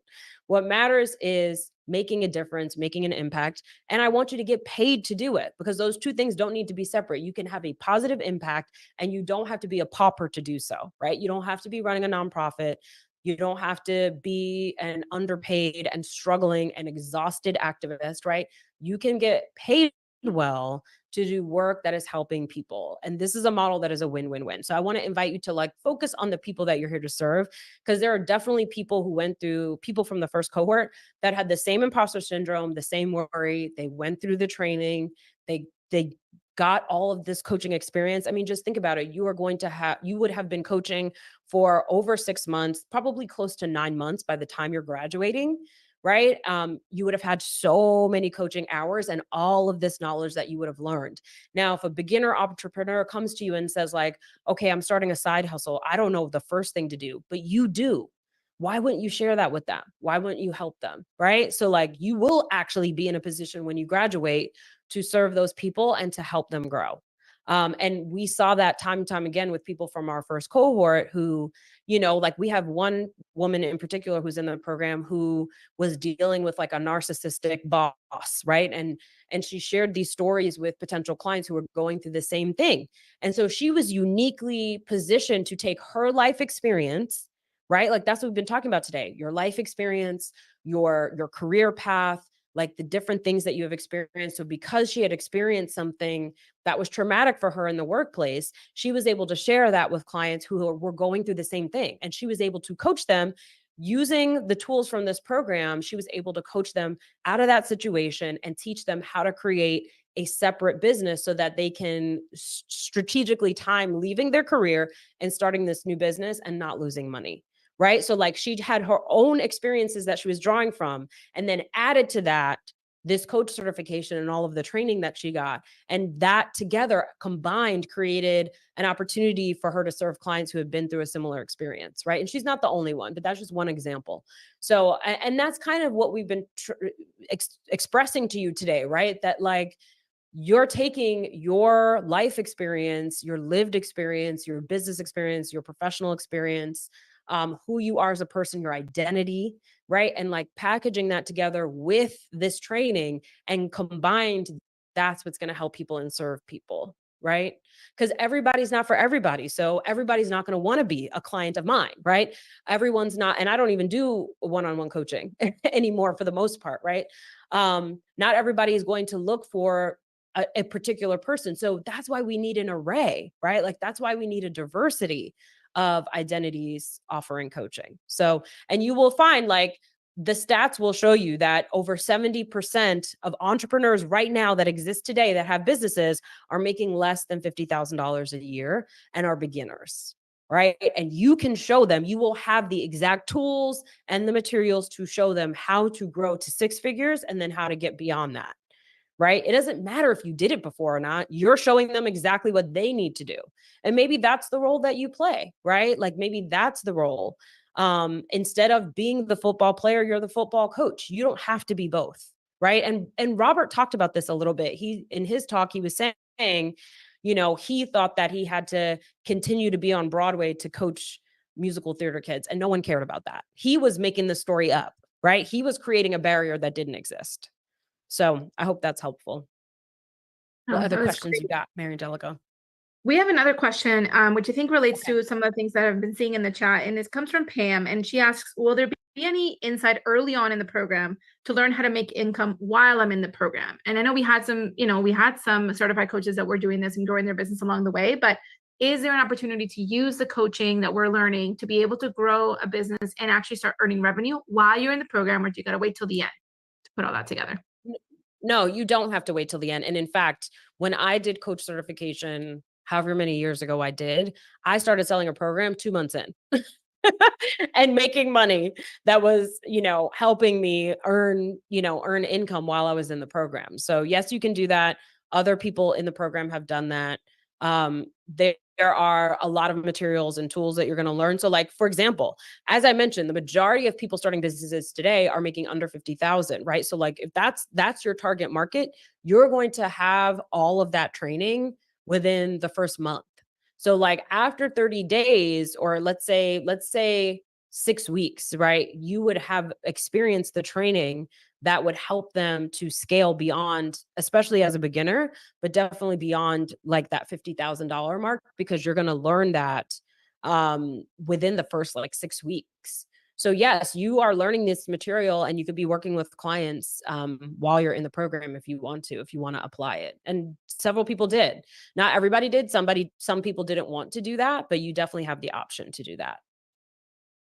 Beautiful. We had lots of messages in the community and in this chat right now around being really excited about the opportunity. People are filling out the application right now. There's a few more questions like in the chat, but for the majority, I just want to share there's a lot of excitement in the chat for this opportunity. And the one other question that I see popping up right now is around the path in the program. So if one is seeking an opportunity to become that Hello 7, coach, and growing their business in parallel to the Hello 7 coaching certification program, what does that journey look like? Because I think some people will go around making their own business. Other people will have the aspiration to work here. Other people will have the aspiration to run workshops, right? And create a whole workshop business and run workshops for Hello 7. So there are a variety of paths available. Right. You get to choose your own path. I mean, that's what this is about. You are actually going to experience your own transformation as you go through this program, because you are going to be coached every single week. Consistently, because you're going to be doing practice coaching. Sometimes you'll play the client, sometimes you'll play the coach, right? All supervised by a Hello 7 coach who's going to give you feedback as the coach, as you're using the coaching tools. But you're going to be coached consistently, and you're going to experience coaching every single week.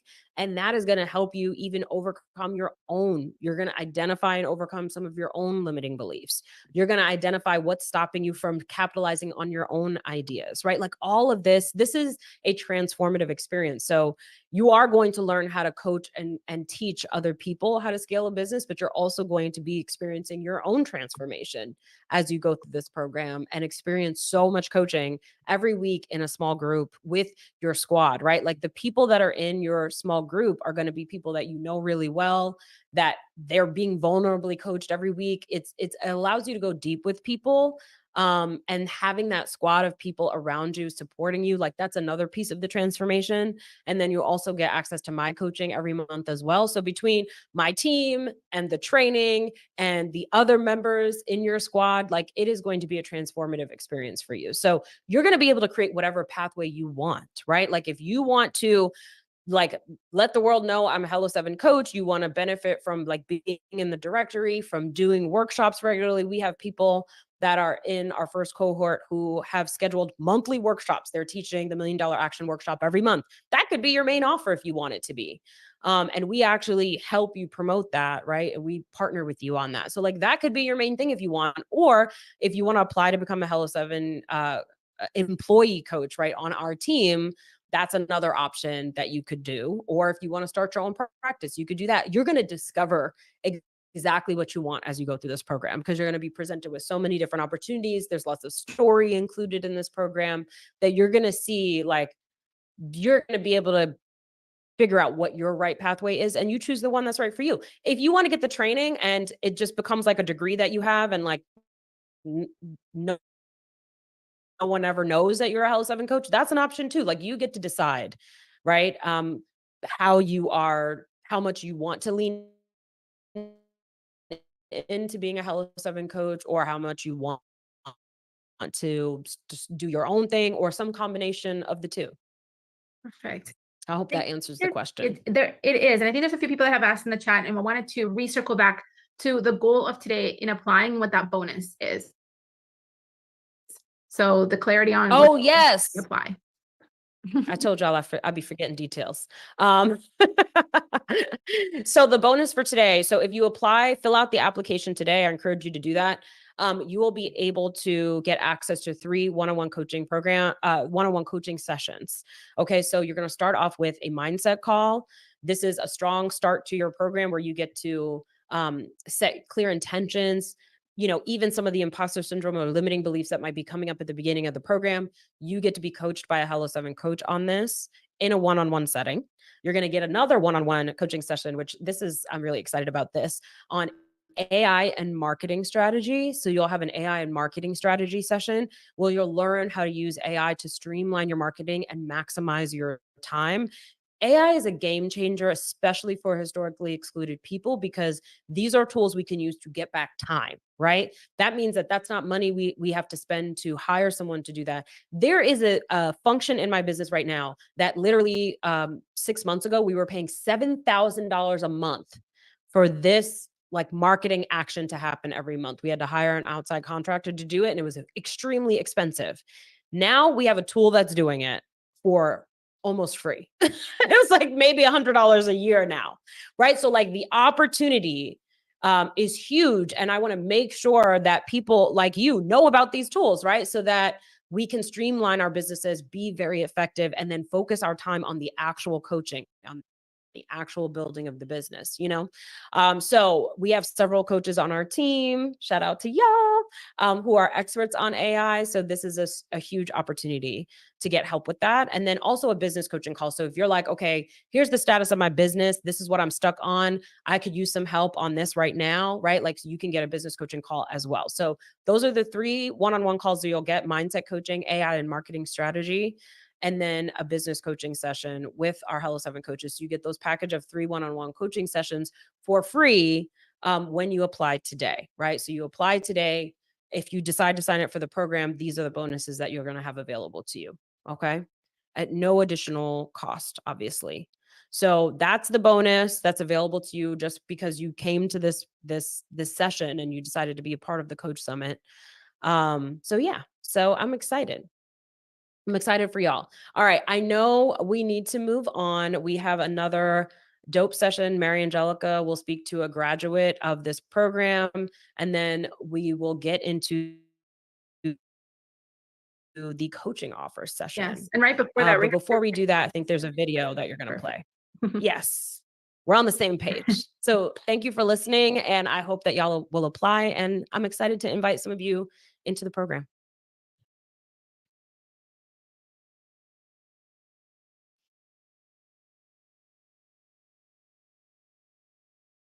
Right? Faith is, faith is believing in something I can't see, right? Faith is, I have a glass of water. If I'm like, oh, this water will quench my thirst, that didn't take no faith. It's right here, right? I can see it.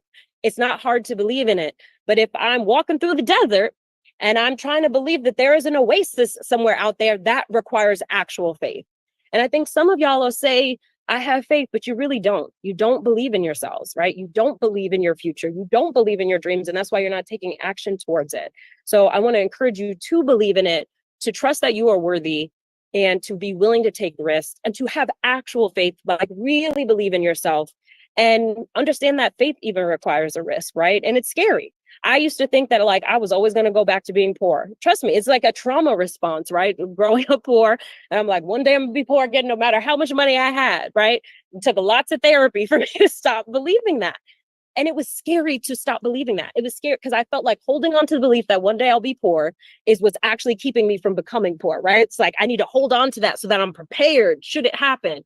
And one day I just had to let that go because I realized it was holding me back. And I had to believe that I was never going to go back there again. So believe in yourself, believe in your dreams, have faith, and take action and take a risk. Bet on you. If you feel it's right, bet on yourself, because I'm telling you, it's scary, but sometimes you just got to pull the trigger and go for it and see what happens.